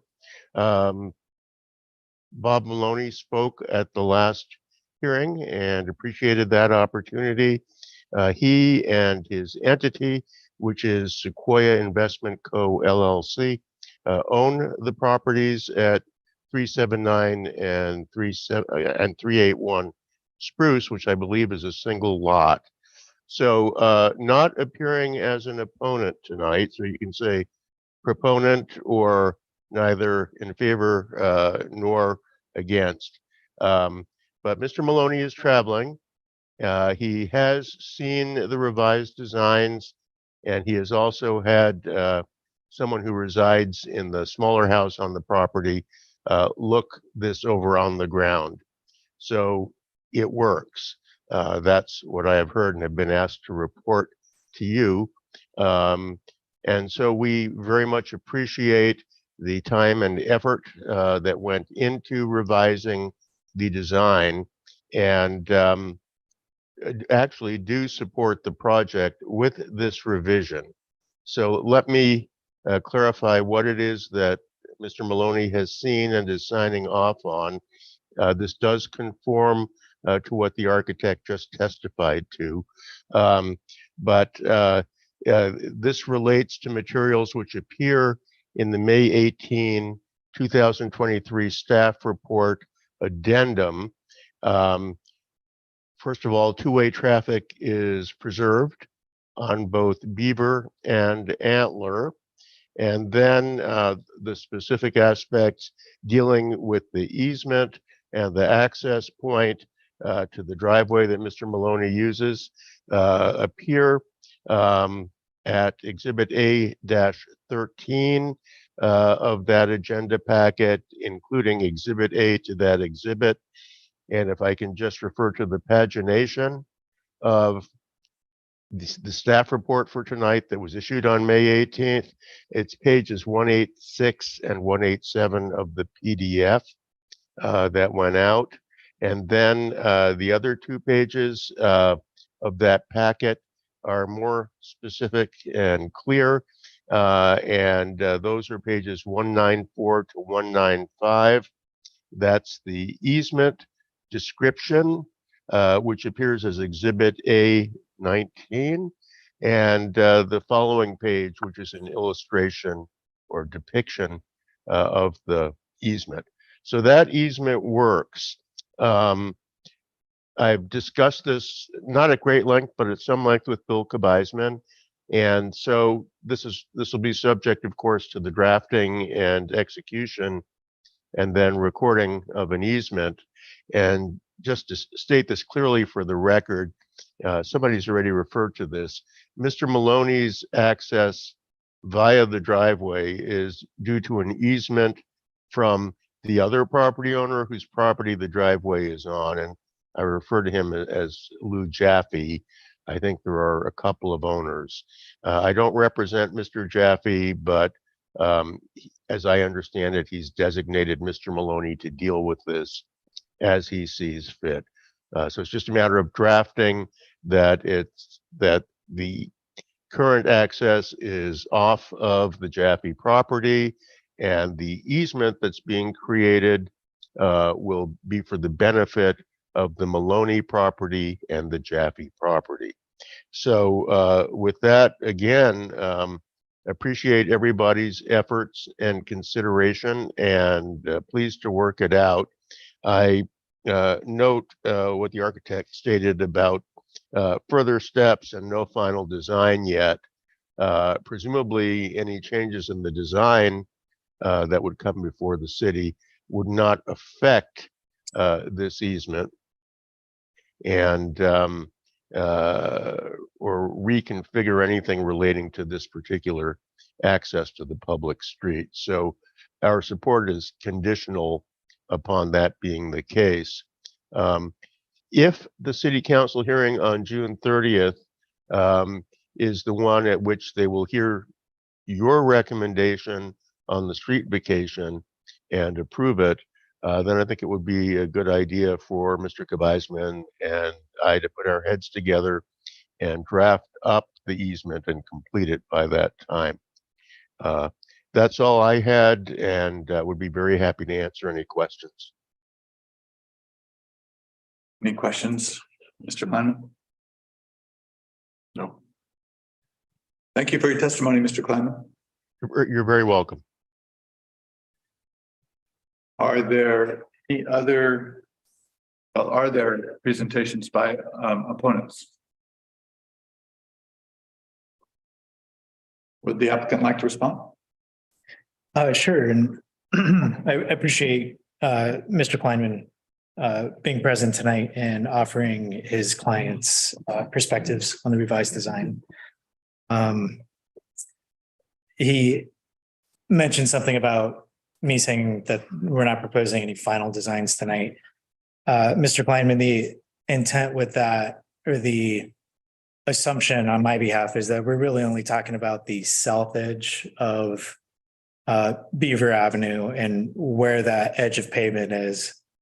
And depending on how wide we make that, the 2 lanes, what do we do with the remainder of public right of way? What becomes of that? Is it just gravelled like it is now? Do we do landscaping? Do we do a sidewalk? But I'm not anticipating changes that would affect in any way the proposed access easement to sub properties. Okay. Anything further or? That's it. Okay, move to consideration. Who would like to start? Mike, you had a concern early on. Do you? Yeah, I think Bruce answered it. You know, why we would go ahead with this meeting coming up. I have no problems with this. Yeah, I'm fine. Yeah, I I don't really know. appreciate the effort to take into account the neighbors. I guess Mr. Kleinman had a pretty long list of conditions, and I don't know if we can reflect them properly without a little help from him, but Sounded like he was open to working with you, Bill, to maybe we do draft findings here. Well, I think his conditions was more, he wants to make sure what he's agreeing to. Right. It wasn't a matter, I need X, Y, and Z as much as what we're, don't change the easement from what you said. Right. And so what we have is a language, the legal description. What he wants to do is actually the agreement where we say, yes, you're granted the right to do that. And it's relatively straightforward. There'll probably be some negotiating back and forth about the details, but it should be straightforward. so if we were to say approved, subject to those pages that he liked so much, and I tried to find the page numbers in the PDF and I'm too tired to find them now. But was that, it seemed like he was saying, yeah, I just want to make sure that, go ahead and prove it and just say subject to his approval. And it doesn't even sound necessary to me. No, I don't think so. I mean, Yeah. I didn't hear him, what I heard him say, and if you, I don't have the PDF numbers, but it is the legal description that's in there, and we're not going to change that. That is what it is. Okay. So there'd be no reason to put any conditions at all. It was just approval because what we were approving is this, and he was just making sure that this is what we were approving. Yes. Yeah. Okay. So can I make a motion that we approve this vacation and setback reduction, or setback, is it a setback reduction? It is. We have 2 separate applications. One is for the setback reduction. The second is to make a recommendation to city council regarding the vacation. Yeah, okay, do we want to separate that into 2 separate motions, or? You can do it in one, approving the setback reduction and recommending approval to the city council of the vacation. I would like to echo that, okay? I second your echo. Okay. Will you say it one more time? We can't echo. So the motion. I want to echo, but motion to approve setback reduction 23-05 and to recommend to the city council approval of vacation 2301. Okay, perfect. And who motioned and, I motioned. Mike motioned. and who seconded? Perfect, thank you. Any further discussion? Okay, Emily, will you call the roll, please? Commissioner Farrell, Yes. Commissioner Moritz, Yes. Commissioner Sinclair, Yes. Commissioner Ostrander, Yes. Commissioner McPherson, Yes. Commissioner Bates? Yes. Chair Newman? Yes. Setback reduction and vacation hour. One final piece that Commissioner Farrow indicated that Mr. Kleinman indicated the city council will be hearing this on June 30th, and that's not the correct date. Correct date is May 30th. May 30th. But actually, the city council is not hearing it that date. That's just a public meeting to discuss Okay. the whole committee question. So that's not their next council meeting. Their next regular council meeting will be the second Tuesday or. But they're talking about Mr. Kleinman mentioned that the city council will be discussing this project on June 30th. They're discussing. But there won't be any, I don't believe there's any vote occurring at that meeting. That's a listening session. So the listening session is May 30th. Yes. And as far as we know, there's nothing on June 30th. Correct. Right. So it would be the second meeting in June. Yes, exactly. Okay. Just, and it doesn't matter for purposes. No, of but for decision, you, but just- knowing when you have to get your, Yeah, Yeah. and just making sure the public is aware. yes. Yeah. Okay. Emily, will you call the roll, please? I will. Commissioner Ostrander? Can we just vote? We just voted. Yeah. 0. Here. That's what I meant. Yeah. That was just to make sure everyone was awake, right? You're just testing people. That was a test. Okay. All right, so let's move to work session items. I'm done. I'm sorry if I. Oh, that's on here. Okay. Well, that's gonna come up again, so I'm glad it's on there. And wetlands in Cannon Beach, did we want to talk about that, or is that just a string over from last month? Is that? That was left over from last. That was last month? Any listed on the agenda. Okay. The tree report? Let me bring that up. I don't think we've had a whole lot of activity with trees recently.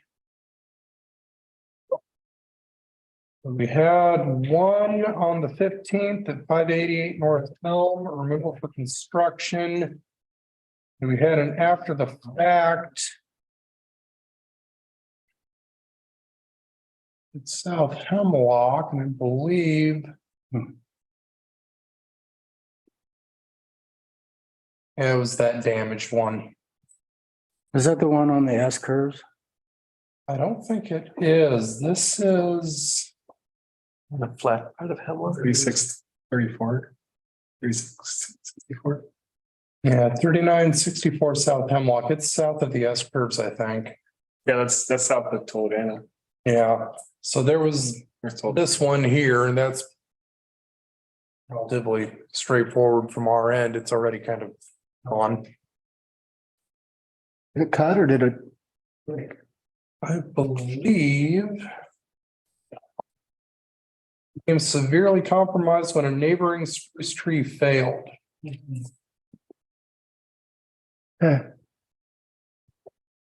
Oh, hasty removal. So it was removed. Yeah. And then the only other one we've had was the one on Ash Street. And otherwise, we're getting into ones that we talked about last month. There's a tree on the S curves that was topped and branches stripped off, but 2 branches, you know, where that house that's built on the curves looks south. About the really, where they're constructing on that really steep Yeah, side of the yeah. hill. Yeah, what's that all about? Because it was started and stopped. The tree? Yeah. I'm not Property. familiar with any. We issued a tree removal permit that was within the footprint. That tree's gone. There's another one. But that's as far as referring to, I've never heard of it. been butchered. Completely. Yeah, if you want to see it then compared to what happened on Ash, this is a travesty. No, I haven't. I've heard of it. What is going on there? Do you know? As far as the construction, new single family.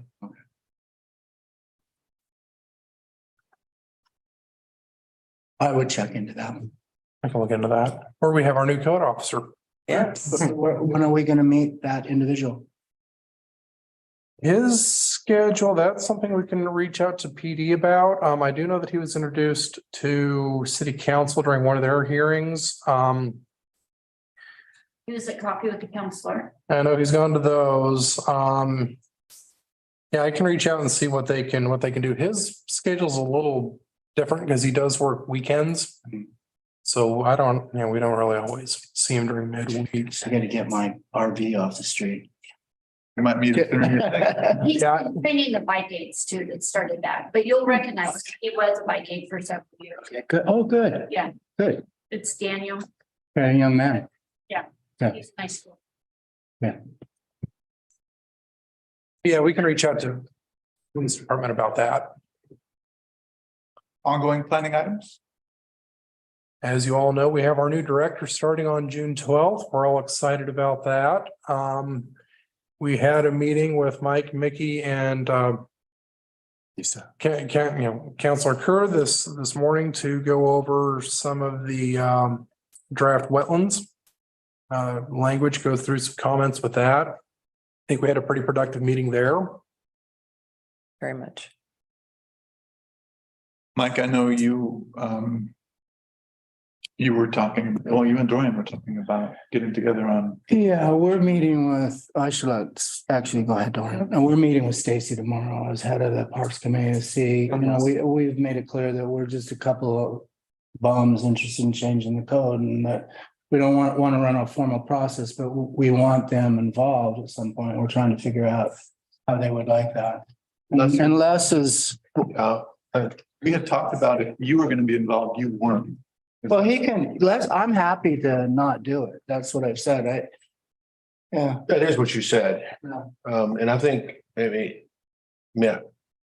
I've talked to Stacy a little bit and I don't want to jump ahead before we have a chance to really chat. I think she kind of would like a little more input on exactly what we think it meant to update the tree ordinances. And I think we've all got different ideas maybe. But Well, so I gather that. we can't do it.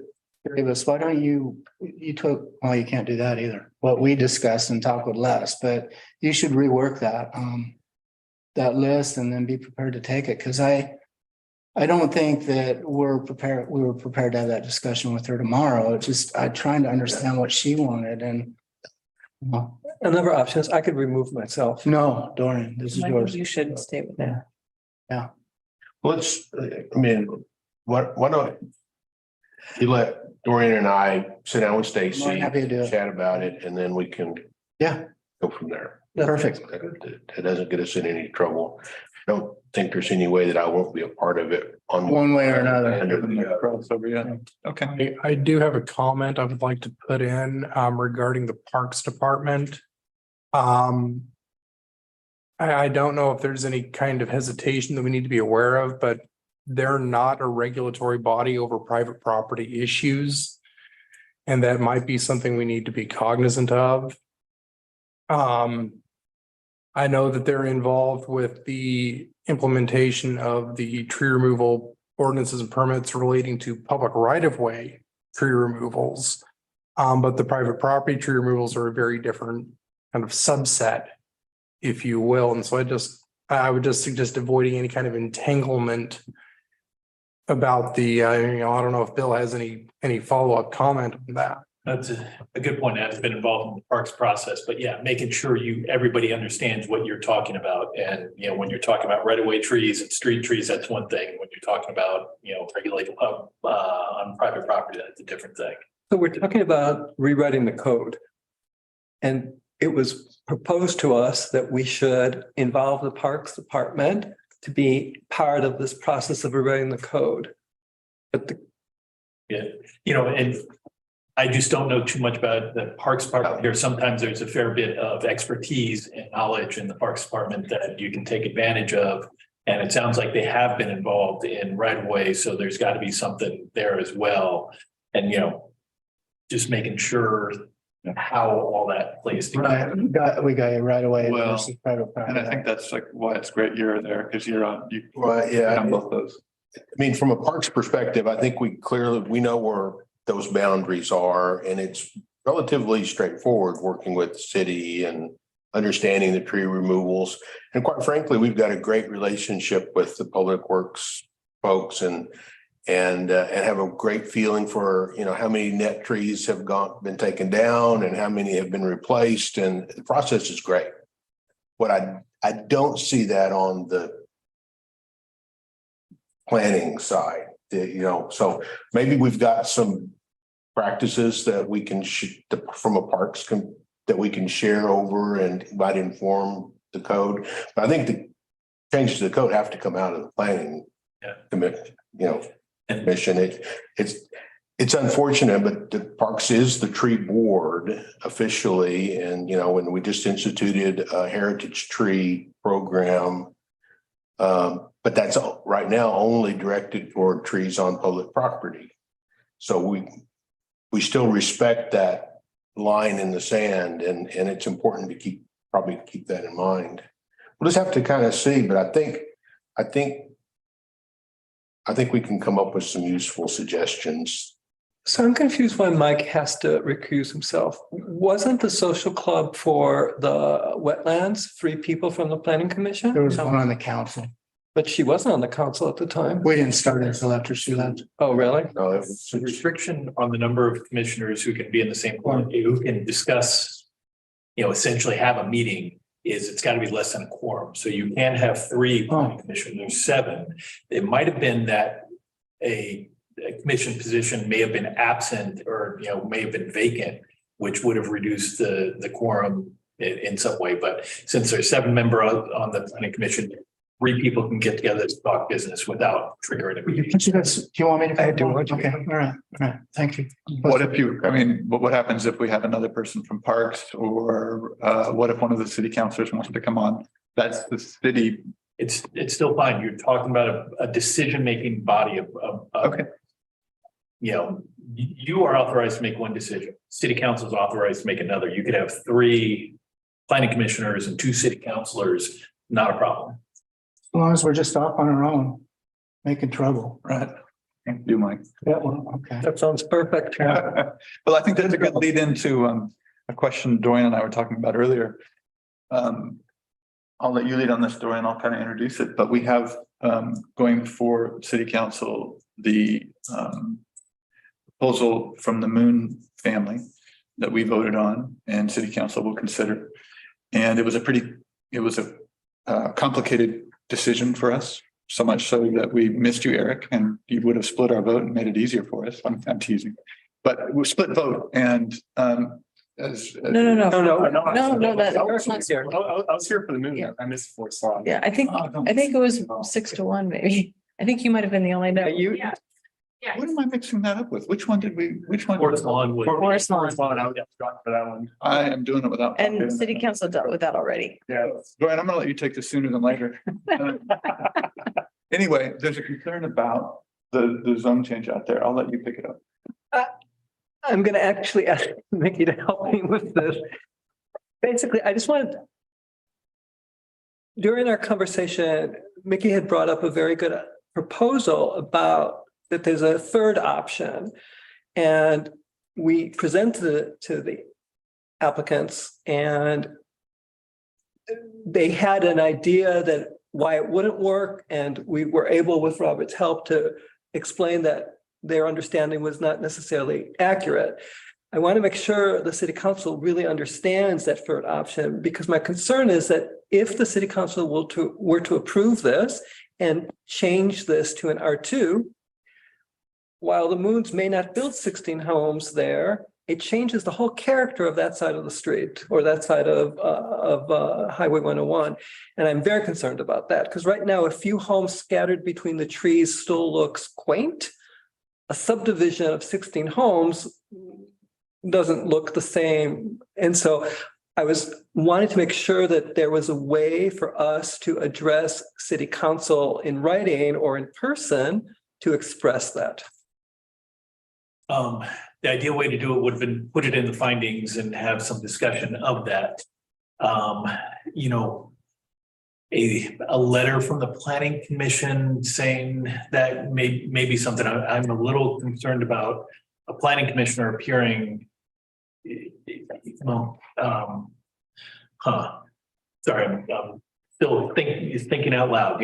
One of the things you don't want to do is sort of, well, as a planning commissioner, and if in fact it's remanded back, whether from the city council or some other thing, and have some issue because of bias or something else that would prevent fulfilling your role. So how to communicate with the city council that there may well be another way to do it. Yeah, either a letter from the planning commission, or I think you could authorize somebody to come to the city council and appear and say, the planning commission has authorized me to come and tell you this is not something that made it into the findings, but we wanted to communicate this concept that was discussed as part of the planning commission minutes and planning commission meeting. And in fact, if it's actually in the minutes, that might be more helpful. Yeah, I'm just wondering if it's actually enough in the minutes. And it doesn't. And you may have looked through this, but it was definitely part of our discussion. It was, and it is in there. I just want to, for lack of a better word, highlight it, put it in bold. I don't want it to get missed. And they have so much on their plate right now that I'm concerned that will be missed. And the applicants were very vocal. Animated. And I'm again concerned that this will be again represented as if to do this would require them to become a subdivision, which clearly it's not. So I would be very supportive of a letter from the planning commission to the city council, just bullet pointing these items. I believe the city council is hearing this matter on the 13th, if I remember. That sounds right. And so it's a short turnaround to doing that. And what is involved specifically? It's drafting a letter, it's voting on it, or is it just saying? Drafting a letter and voting on it, or authorizing, a member of the planning commission to come and just say, findings speak for themselves. That's our decision. But we wanted to highlight and make sure that it wasn't lost, that this is a concern that we talked about and an option available or a concept. I'm not certain how you want to phrase it to the city council. I mean, the minutes don't have a lot in it. It just kind of mentions the Commissioner Morris's bringing up of RL, and it's just kind of a short little thing. So that's not fully inclusive of our conversation. This is and I'll only bring it up for a second. I'm going to hope I can get through it. It's a great example of where we might want to do tentative findings so that we can have a chance to see what's put in the findings, or we can really have a chance to think about and craft the findings when we do have a complicated issue, or sometimes we see them a contentious issue. So this is, in hindsight, maybe one we should have gone tentative. And what we've done in the past, again, forgive me if you've been through this. We come back together in like a week and we have a draft. We can do it on the phone and we just say, yeah, that looks right. That was our intention. And that's what's pushed forward to the council to make sure there's no ambiguity. We're too late for that this time. We can't do it now, not in the findings, but Seems like we could do the same thing with a short set of bullet points. A letter. Have that drafted and come together over the phone in a week. And that doesn't create issues. Public meeting, we would have to make it available, open. Yeah, it would have to be a public meeting. So you'd have to notice it. Yeah. 14 days. Time for that though? So under the public meetings law, so the land use law says if you're going to have a hearing on a proposal, you've got to have, 10, 20 days. Yeah. You've got to have 7 days staff report but that's not what's happening here. You're not having a hearing on a proposal. You're just saying, we want to communicate with the city council. In that situation, you've got to give notice. It's a special meeting. So I think the minimum is 24-hour notice. If we were to set a date now, a week out or something, that's more than enough notice, that to just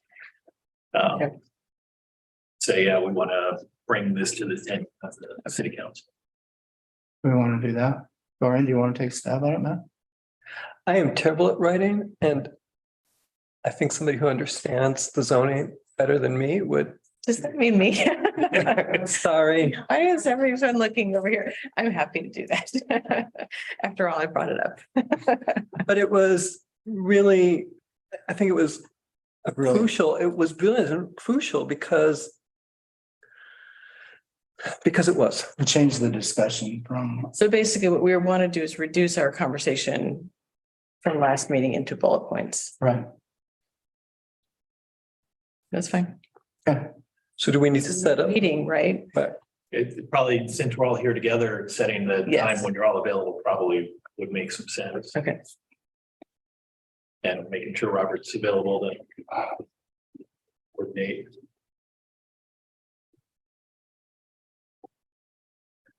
How does June 2nd look for everyone? Let me get there. June 2nd, the evening is hard for me. I've got a lot going on that evening. Yeah, I'm probably gonna be out of town. I might be available for Zoom, but Yeah. Could we do it during the day? Or does In it? terms of meetings, it seems like the city always does evening meetings. Is that a? Parks, there's a few different committees Okay. that. All right. Yeah, Parks and Public Works, they both meet during the day. If it's Yeah. not something open for public hearing, it might be Right. easier that way. I don't know if there's. Well, this, So which day was it? it's a Friday, Play- Second? I could probably do noon. Sometime around lunch. Okay, city meetings that I know. so let's see. Are we still looking at the 2nd? Oh, you know what? Oh, gosh, no, I can't do the second. Okay. All right, I could do it like if I'm driving, I will be. What about the 1st? I just can't do it earlier in the week because I'm out of town. I can do it on the 1st. Yeah, I'm free too. So what time do we want? There's my kids to take care of them, man. I do. So I am generally not available noon to 1. Yeah. So 10:30 has been a good time for us. Has it not? it has, yeah, so. Does anybody have a problem for that? Robert? So I've got two things, but they're both the same meeting. There's been a bit of back and forth with this. 10:30 works. I don't think it'd be very long to No, do it. I just have to be free by 11. And we'll have a draft like. right, Wednesday. yeah, Okay. exactly. Emily, can you check to see if the room's available? Electronically. We'd be doing this over the phone or over Zoom. No, we could do it over Zoom. I could do it on my desk. Yeah. You're gonna need a recording or minutes. Yeah, I can record. And then just give it to Emily for minutes and. Fun times. Yeah.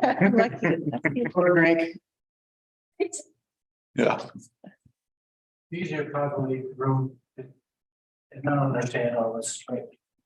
If I was able to do it from there. Is it easier to record or yet? Because this is all set up for us to be able to go ahead and just. So the Zoom account follows. So like when I do those meetings up in Seaside, I just take the laptop and record off that. So Prefer that we stay with the same. There's no reason not. I mean, if the room's. Yeah, it's we can do it. The room available? Is it? Oh, just see if I can. So just to make sure I'm calendaring this right, it's from 10 to 10:30? Or is it 10 or 10:30? wow. What's best for you is you're not driving that day, right? I'm not, I won't be in my office. I will be field, but on the 1st that I'll be on my phone, so it's fine, whatever time. So should we just say 10? What works best for you, Mickey? So the chambers are open. This is for June 1st. Yes. Thursday. Yeah, Thursday, the 1st. Yeah. Hold on, it's still populating. June 1st. I think it's Wednesday. No, the 1st is. It's a Thursday. It's my son's 14th birthday that day. Oh, happy birthday. Yeah, exactly. Be awesome. Yeah, the chambers are That's gonna like they're open. Good, let's do it. Okay, Tuesday, 10 o'clock on first. 10 or 10:30? 10. And Okay. Emily, you'll get a calendar notice on that, right? Thank you. okay, is there any other ongoing planning items we'd like to discuss? Mhm. Anything for the good of the order? I felt like it was a good meeting tonight. I want to say again, Bill, the training we got was somehow different than what we looked at when we were getting prepped. And I just felt like I was a lot better prepared for the job that we have. So I want to extend my appreciation for that. Good, glad to hear it. Yeah, you I know, think you saw some of the changes, like telling what we learned at site visits. yeah. I'm still struggling with that one in my head. Anyway, but yeah, I get it. Just a reminder, I will not be here on the 31st. I appreciate all the work that went into this and all the revisions, and I think it's amazing. This is the wetland. Right. Okay. Okay, with that, we are adjourned.